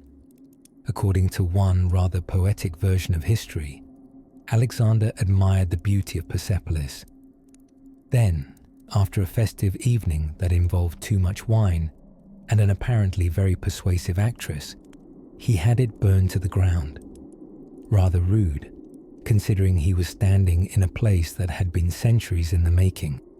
The fire that devoured Persepolis was said to be so hot it melted the decorative golden tiles and loosened the great beams, causing the palace to collapse with the slow, sizzling reluctance of history being rewritten. And yet, despite its ruin, the bones of Persepolis remain spirited. Archaeologists who walk its cracked courtyards speak of a certain hush, not quite sacred, but proud. The fallen stones do not mourn, they whisper. Each claw-footed stair and lion-headed capital seems to gently recall a time when empire meant not just power, but pageantry. Tonight, as you close your eyes, let your thoughts drift across the windswept terrace of Persepolis. Feel the faded warmth of the stone, worn smooth by centuries of sand-blown lullabies. Imagine tassels fluttering from banners, bells chiming on the bridles of tribute horses, and that one official from Bactria who definitely overpacked. Sleep now, with the stars hovering high above those proud columns. And when dreams carry you further, they may just lead you to a deeper mystery whispered beneath the royal tombs, where stone doors hide secrets only the moon dares overhear. Now, let's drift quietly down the gentle slopes of ancient Pasargadae, where the stones speak in syllables of trickling water and forgotten engineering. Tonight, we're following the lullaby of cisterns and the sleepy elegance of aqueducts. Because yes, dear dreamer, even ancient Persia's plumbing had grandeur and secrets. Pasargadae, the capital city founded by none other than Cyrus the Great, might look like a scattering of sleepy ruins in a patient desert, but beneath those sun-drenched stones once flowed some of the cleverest water systems of the 6th century BCE. Imagine inventing an empire and a sprinkler system in the same decade. Truly multitasking at an imperial level. Now, one might think ancient Persian water infrastructure doesn't sound thrilling. Unless, of course, you're the kind of person who finds bedtime excitement in a well-angled mud brick sluice. Luckily, you are now exactly that kind of person. Cyrus the Great, ever the visionary, even in matters of dampness, chose Pasargadae's location with the same poetic care one might use to choose a spouse or a ripe fig. He nestled his city near a life-giving river, the Polva, and embraced the idea of taming water in both practical and ornamental ways. After all, what's the point of building an empire of tolerance and enlightenment if your bathwater runs cold? Archaeologists, armed with muddy boots and note-taking enthusiasm, have unearthed traces of channels, tanks, and basins throughout Pasargadae. This wasn't just functional, it was artistry. Water didn't just move from point A to B, it ambled, meandered, and sometimes took the scenic route through palatial gardens. And oh, the gardens. Perhaps you've heard whispers of the Four Gardens or Chaharbagh design. It's not just a catchy name, it's an imperial mood board thousands of years ahead of its time. Pasargadae was likely among the first places this iconic Persian garden layout took root. Image a rectangle sliced gracefully by two crossing water channels, symbolically reflecting the four rivers of paradise. That's right, Cyrus wasn't just digging irrigation ditches, he was trying to recreate heaven, with geometry. The water flowed smoothly through carefully carved stone channels, lined with a grace that suggests the laborers genuinely cared, or were simply terrified of making the god king's plumbing look crooked. The water then nourished rows of fragrant pomegranates, perfumed roses, and fruit-bearing trees that rustled secrets to evening breezes. Picture royalty, or perhaps a sleepless architect, wandering through a moonlit orchard, pondering drainage ratios and the philosophical implications of citrus. And this quietly was a bit revolutionary. While earlier civilizations, like the Babylonians and Egyptians, had managed mighty public works, the Persians added something rare and beautiful to the mix: aesthetic luxury. The Persian garden wasn't just about keeping your melons hydrated, it was about mood, metaphor, and me time. Even today, little clues lie buried in the dust at Pasargadae. Stone canal beds that once gleamed, the faint outlines of royal pavilions with water gently kissing their base. You can almost hear the water whispering its way through reeds, gossiping with frogs, soothing weary palace guards on night duty. There's even speculation that some of the water features were part of a deliberate soundscape, acoustic design long before surround sound, only performed by nature. Of course, no irrigation system comes without its logistical hiccups. Sand gets in the pipes, marble gets slippery, and someone always has to do maintenance while wearing entirely too much gold thread. We can only imagine the royal complaint scrolls. To the superintendent of fountains, the northern lionhead spout is dribbling again. Kindly uncalcify by sundown. And curiously, despite all their innovation, the Persians didn't construct grand reservoirs at Pasargadae. This suggests they had either extraordinary confidence in the dependability of local rivers or an unwavering commitment to optimism in bone-dry climates. Perhaps a bit of both. Tonight, let the gentle thought of these ancient waterworks soothe your mind. Cool, flowing, gently looping through marbled courtyards and rose-scented air. Rest easy, knowing that even an empire's greatness can glitter softly in the hush of subtle hydrodynamics. And somewhere beyond the gurgle of time-worn stones, another secret stirs, a quiet tale traced not in water, but in walls of fire-baked brick. Just outside the sleepy ruins of Yazd, where the desert sighs across the sand like a lullaby in a foreign tongue, there flickers an ancient promise.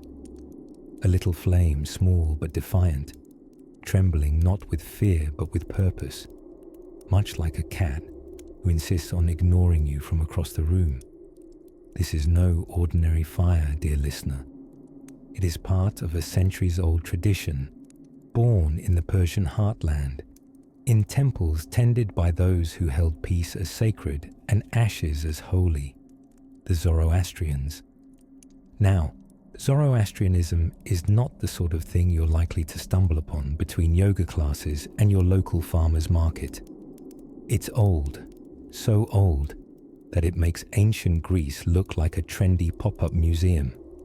The religion dates back perhaps as far as 3,500 years ago, when a chap named Zoroaster, or Zarathustra, depending on how lyrical you're feeling, wandered through the Iranian plateau with divine visions and slightly sand-filled sandals. He preached a rather revolutionary idea for his time, that the universe is the battleground between cosmic good and cosmic evil, and that each person must choose their side. Kind of like Star Wars, but with more incense and fire altars. And oh, the fire. You see, Zoroastrians aren't worshipping the fire itself. That would be a bit like printing out a Wikipedia page and bowing to the printer. Instead, fire is a symbol, pure and illuminating, representing truth, wisdom, and divine presence. It burns in their temples continuously, sometimes for hundreds of years, stoked by generations of mobids, priests, with precision more dependable than grandmothers on Facebook at 5 a.m. In one of these temples, nestled away like a hush in the city of Yazd, burns the Atash Behram, the highest grade of sacred fire. Think of it as the Rolls-Royce of religious flames. It's said to have been kept burning since 470 AD, which, if you're counting at home, is before forks were invented in Europe. To keep it alive, priests follow strict purification rituals, ensuring that everything from the wood to the whispers remains pure. And oh, the firewood must be of a specific tree, usually sweet-smelling and dignified, like a tree that's read too much Rumi. No shortcuts here. This sacred fire is tended as lovingly as a houseplant by someone who just learned what chlorophyll is. But there's more than warmth flickering behind these flames. Zoroastrianism played a key role in Persian governance and society during the Achaemenid Empire. That's the big one. It includes kings like Cyrus the Great and Darius I. Royal inscriptions spoke often of Ahura Mazda, the Zoroastrian deity, credited with bestowing kingship and cosmic order. There are even theories and mildly caffeinated academic debates that Zoroastrian dualism influenced later religions like Judaism, Christianity, and Islam, planting quiet seeds of heaven, hell, and moral choice in the fertile soil of theological thought. Of course, life hasn't always been gentle to Zoroastrianism. After the Arab conquest of Persia in the 7th century, many temples were closed or repurposed, their flames extinguished like bedtime candles. But devoted followers kept the tradition glowing, often in secret, sometimes in exile. A group of Zoroastrians even migrated to India, where they became known as the Parsis. They brought their fire, their love of good thoughts, good words, good deeds, and eventually a noticeable talent for founding successful businesses and playing excellent cricket. So here we are. One fire still glowing, one religion still whispering across centuries. The Zoroastrians, with their celestial priorities and flame-filled sanctuaries, remind us that the quiet things often endure the longest. A spark of truth, a light of intention, and the knowledge that even in ruins meaning can burn on, flickering softly against the dark. Perhaps, as you nestle more deeply into your dreamlined pillow, you too can imagine that little eternal flame, flickering somewhere in the Iranian desert. Not grand, not overwhelming, just steady, just there, like a heartbeat, like a whisper of time itself. And speaking of steady hearts and ancient whispers, the ruins of Persia hold one more silent witness, one laid beneath earth and stone and spoonfuls of mystery, one that was once buried under a mound, royal and forgotten. Let us step there together next. Close your eyes and imagine a highway, stretching across deserts and mountains, connecting cities whose names now sound like poetry whispered in an ancient tongue. No roaring engines, no honking horns, just the rhythmic clop of hooves, the creak of wooden wheels, and the occasional surprise from a camel who's had enough for the day. Welcome to the Royal Road. Constructed under the meticulous eye of Darius the Great in the 5th century BCE, but likely built upon earlier paths even older than a pharaoh's plumbing. The Royal Road was no ordinary route.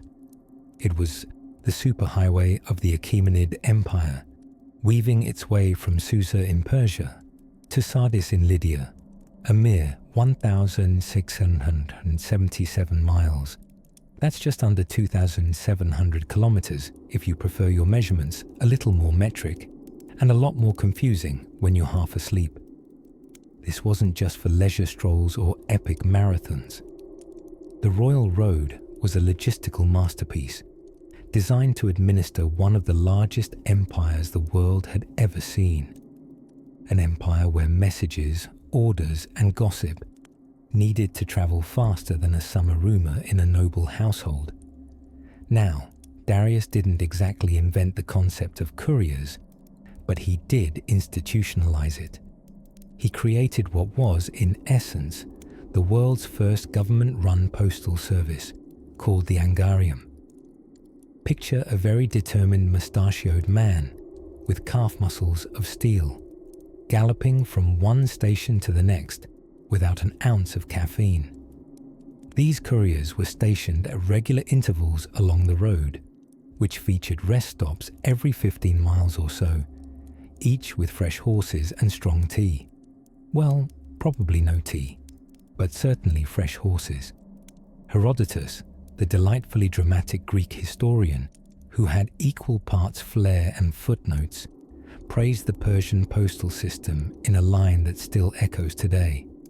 Neither snow, nor rain, nor heat, nor gloom of night stays these couriers. Sound familiar? That very sentiment survived to adorn post offices millennia later, though modern couriers might request air conditioning and slightly fewer mountains. What makes this ancient sprawl of sedimented stone so marvelously hypnotic isn't just the efficiency. It's the way it stitched together an empire that sprawled from the Indus Valley to the Aegean Sea. Imagine spices from India, textiles from Babylon, and standardized administrative documents all slipping like dreams along this royal artery. Caravans trod the dust daily, their drivers humming lullabies to their beasts of burden under star-choked skies. The road was both the bloodstream and the bedtime story of an empire. Letters of diplomacy, military orders, wedding invitations, all whisked along centuries before express delivery had a corporate logo.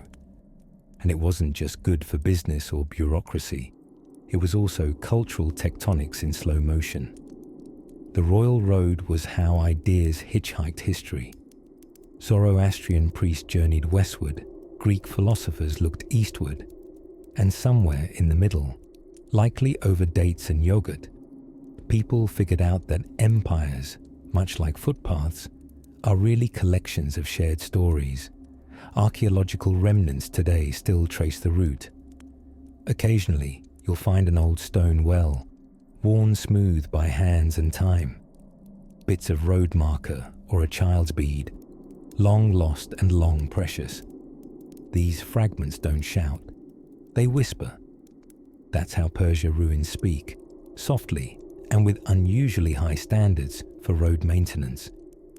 Some scholars describe roads as manifestations of power, but Persia's royal road also served as an embrace, tying together diverse peoples in a long, dusty hug of shared administration, ordered taxes, and the universal truth that no one really enjoys moving livestock through mountain passes. Even Alexander the Great, when he later sauntered through the Persian Empire like a particularly confident exchange student, marveled at the efficiency of the road. And let's just say, nothing impresses a Macedonian like a good piece of infrastructure. Of course, like all human endeavors, the royal road eventually faded, paved over by time, war, and far less attractive highways. but its story leaves behind the quiet thrill that even the most powerful empires once relied on couriers with tired eyes and trotting horses braving wind and weather, all for the simple magic of connection. And so, as dust settles onto the stones of the once glorious path, and sleep tiptoes closer on velvet feet, let's take one last candlelit glance at the clever corridors of Persia, because just beyond the next rise on this ancient road, the next secret waits, quietly, patiently, like an old boot with a thrilling tale.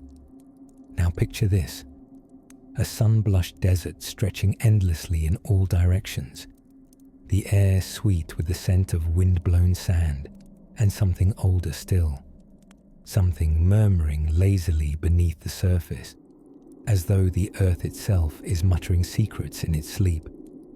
Beneath your feet flows a hush-hush miracle of ancient engineering. The Persians, being clever sorts with a knack for quietly one-upping nature, devised something bafflingly brilliant nearly 3,000 years ago. It's called a qanat, and it sounds like something an old orchard wizard might conjure. But really, it's a network of subterranean waterfalls disguised as modest drinking water systems, which is frankly a lovely thing to be. You see, Persia wasn't always the dry, golden land we imagine today. Well, yes, it was always fairly toasty, but it was also surprisingly hydrated, thanks not to rainfall, but to those whispering qanats. Let's pull back the curtain. A qanat begins at the foot of a mountain where snowmelt seeps into the soil. Ingenious Persian miners dug a tunnel at a gently descending slope, sometimes for kilometers, just enough for gravity to coax the water along. No pumps, no pipes, no ancient aliens, just human curiosity, sweat, and a keen sense of, wouldn't it be lovely if the village didn't turn to jerky this summer? Ventilation shafts were dug at intervals, which conveniently also allowed the workers to be rescued when curious goats wandered over their tunnel. It's true. Archaeologists have found signs of collapsed shafts, likely caused by livestock testing gravitational theory. But these qanats weren't just utilitarian plumbing. Oh no, they were the unsung poetry of the sands. Entire towns bloomed wherever their cool waters reached. In Yazd, for instance, whispers of qanats still run beneath the clay rooftops, silently guiding water where it's needed with no gears, no humming machinery, just an eternal trickle in the dark. Now, the question on your politely drowsy mind might reasonably be, how did anyone find their way underground for kilometers in a straight sloped line?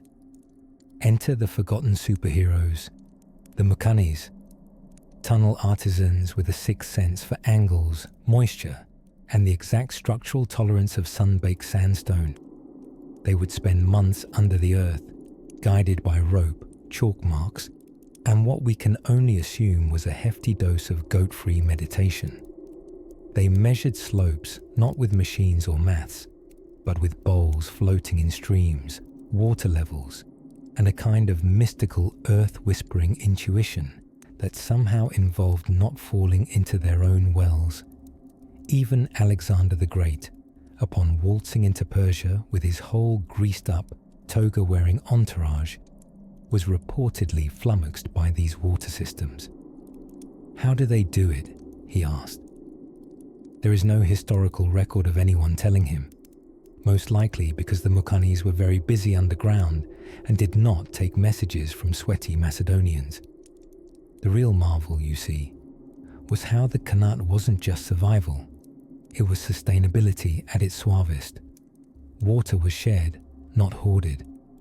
Overflowing settlements like Gonabad and Nain thrived for centuries, with not a sprinkler in sight. Rights to water were distributed and recorded, etched into stone, or passed between elders with the reverence of shared sunlight. It's said that in some villages, children slept to the lullaby of qanats flowing below their bedrooms, a subterranean melody of life murmuring upward through warm clay floors. And always, always, the air within the tunnels stayed cool, possibly the world's first spa, if you ignore the complete darkness and 100-foot descent. Today, many qanats have slowed, some buried, forgotten, or quietly retired as modern pipes busily take their place, humming, clicking, never quite matching the gentle hush of those ancient watery whispers. But beneath Yazid's brick towers, and in the pebbled courtyards of ancient caravanserais, a few still flow, still working, still dreaming, still saying, "We were here quietly."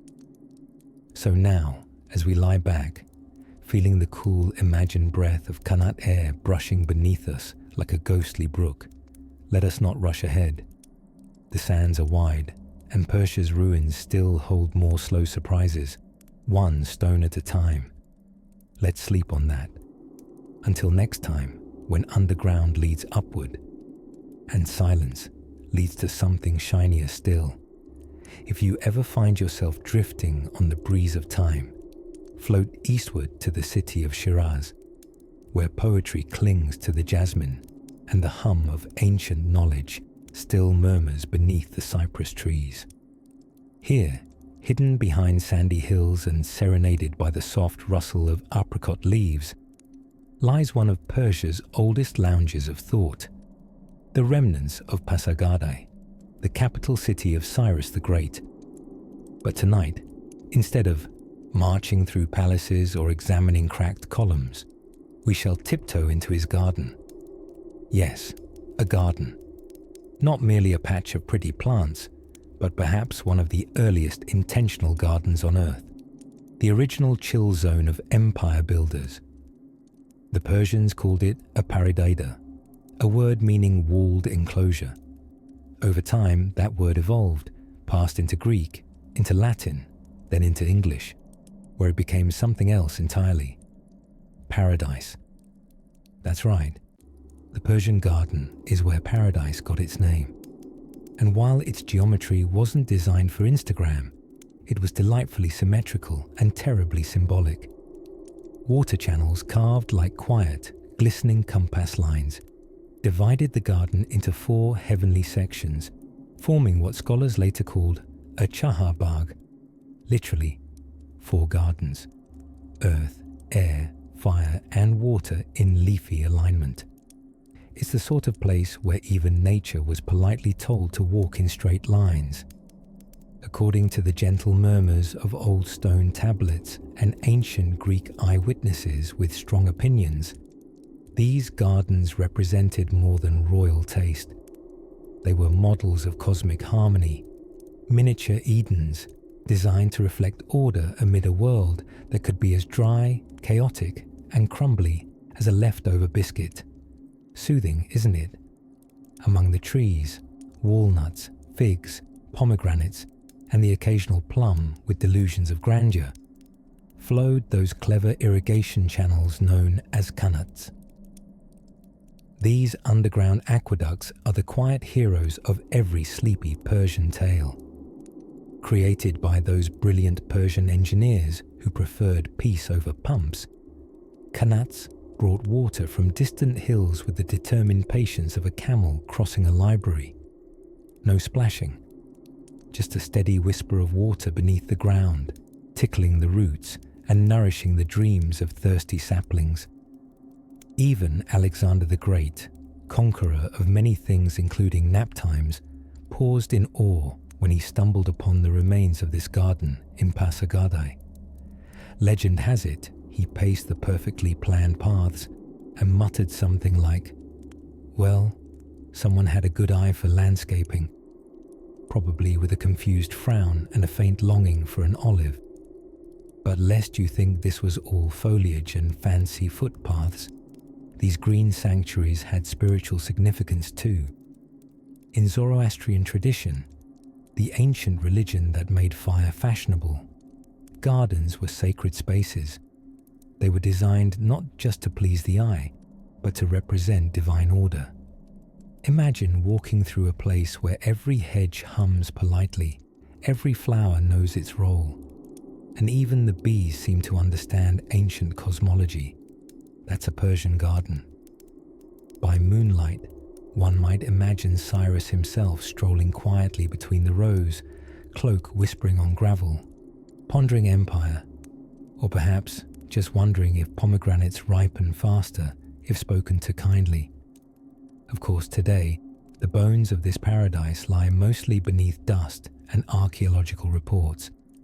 But the idea, the Persian love of symmetrical serenity, of water flowing silently through geometry, that idea spread to Babylonian courtyards, to Andalusian patios, to the tiled palaces of Mughal India, and eventually to curious visitors from other lands who saw one of these gardens and whispered, "Ah, this must be paradise." Even now, scientists and archaeologists continue to trace the mathematics behind these gardens. Some argue there were solar alignments, secret calendars in the pathways, or subtle earth energies encoded in the layout. Others suggest that perhaps the ancients just liked neat lawns, and both may hold truth. So next time you see a square courtyard with a trickling fountain and a pomegranate tree leaning in like a gossiping aunt, tip your hat to the Persians. They planted paradise not just into the ground, but into the human imagination. And as we step back from those soothing squares and meandering channels of thought, drifting once again into the silence of antiquity, there's something calling not far from here. A flutter of wings, a shadow on a frieze, and a palace where myths perched like sleepy pigeons on sun-warmed stone. Let's follow it, quietly. Somewhere beneath the cracked, humming heat of the Persian plateau, where the air smells faintly of dust and forgotten emperors, something rather soothing and suspiciously clever is happening. We're not gazing up tonight at soaring palaces or gazing down grand staircases of stone. No, tonight, we're looking under it all, into the soil itself, where the Persians quietly built one of the most brilliant engineering marvels the ancient world ever whispered about, the qanats. Ah, qanats. They don't sparkle. They don't perch atop a hill making grand declarations. They simply work, and they've been working steadily for over 2,000 years. Now, in case you're nodding off and wondering, wait, what in the sandy world is a qanat? Well, first, that's an excellent question from a sleepy scholar like you. Imagine a network of shallow, narrow tunnels, quietly ferrying mountain groundwater across long distances, through deserts, with the elegance of a gondola ride for molecules. These channels, dug gently on a downward tilt, allowed fresh water to travel from highland aquifers to tone-thirsty cities and gardens without a drop being boiled away by sunlight or stolen by the sorry whims of evaporation. They are, to use a technical term, really good pipes for dry places. And who do we have to thank for this subterranean miracle? Persian engineers, of course, those discreet geniuses in linen tunics who stared into the sand and thought, you know what this place needs? Underground plumbing avant la lettre. The oldest known qanats trace back to at least 1000 BCE, meaning they beat the Romans to the water game by centuries. The Persians, it seems, had already turned their deserts into oases, while the Romans were still deciding if togas needed belts. These magical tunnels weren't just practical, they were poetic. They were so vital that an entire caste of water diviners, called Mukannis, Habavi, maintained, measured, and nurtured them like shepherds of liquid gold. These weren't your average ditch diggers. No, Mukannis passed down their knowledge like dessert recipes, with precise ratios of tilt, airflow, and that all-important please don't flood the village finesse. And if you're wondering why you haven't heard David Attenborough whisper romantically about them in a miniseries, well, it's because you can't exactly drone camera your way through an underground irrigation shaft. Not safely. Besides, qanats have something more precious than fame. They have legacy. Some are still flowing today, murmuring quietly beneath villages in Iran, Oman, and even parts of China, like ancient water sprites who refuse to retire. One notable outpost of qanat culture was the city of Turkey, Yazd, often called the Bride of the Desert. Cute nickname, right? It earned this matrimonial metaphoric title by staying hydrated and charming amidst bone-dry surroundings, thanks largely to a labyrinth of qanats that ran beneath it like invisible lifelines. In fact, there's still a qanat museum in Yazd, though it's presumably drier than most museums about water infrastructure. The cleverness of the system didn't stop at hydraulic engineering. It also birthed social etiquette. Water rights were regulated with the precision of a Swiss watch wearing a toga. Families received timed access to the water down to the hour, and disputes were settled with maps mitigated by community elders and occasionally a sternly brewed tea. And if the thought of ancient spreadsheets full of water flow calculations tucked into scrolls makes your heart flutter, well, you're in the right bedtime story. The way the qanat system quietly echoed the value of cooperation, of not taking too much, of sustaining life with balance, feels oddly modern. Or perhaps it just feels eternal. After all, what's more timeless than finding a way to bring cool water softly and evenly toward thirsty roots and hands? And so, as our imaginations calmly wade through these concealed waterways beneath the Persian earth, perhaps we see that true ingenuity, like true rest, happens quietly. Not all triumphs arrive on marble chariots or with golden swords. Some arrive trickling beneath your feet, in cool tunnels beneath hot dreams. But Persia never did like to show off, except when it absolutely did. And speaking of showing off, there's one more secret to uncover, gentle traveler. One final tale tucked inside the ruins of time. Shall we follow the last ripple together? And now, dear dreamer, as the candle of our evening burns to its final flicker, we find ourselves not at a grand finale, but rather a gentle hush. One last secret, curled quietly at the base of Persia's ancient spine, dozing beneath centuries of dust and the kind of silence that smells a bit like cinnamon, sandstone, and forgotten incense. Tonight, we visit Nakshi Rostam, a name that sounds like a spell whispered by an archaeologist in a sun hat, and perhaps it is. Tucked into a cliff just outside the once mighty Persepolis, Naksh-e-Rostam is the resting place of kings, literally. You see, here the tombs of 4 Achaemenid emperors are carved into a sheer cliff, like windows into a world that once draped itself in gold-threaded robes and complex administrative systems. The tombs are etched high above the ground, like someone wanted to make absolutely sure they wouldn't be stepped on or unexpectedly visited by nosy neighbors. Most famously, the tomb of Darius the Great, yes, that Darius is here, carved in the shape of a cross, with the king himself depicted at the entrance, arms raised piously toward what scholars believe represents Ahura Mazda, the chief deity of Zoroastrianism. Of course, there's no one definitive translation for what Darius is saying in that timeless pose. But if we're being honest, it might just be an eternal tada. Each tomb is carved into the rock in a way that suggests the architects weren't merely building for the afterlife. They were showing off a bit.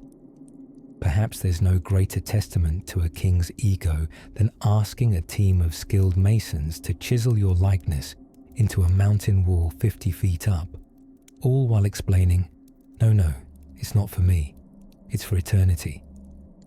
And not far from the tombs lie the Sasanian rock reliefs, later additions by another Persian dynasty, with an attitude best described as dramatic with a hint of divine confidence. One of the most famous reliefs shows Shapur-Iwan receiving the submission of a humbled Roman Emperor Valerian, who had the distinct misfortune of being captured in battle and then carved into stone in the act of surrender for all eternity. A rough day for Valerian, a great day for Shapur, and an oddly poetic moment in human history where propaganda became permanent.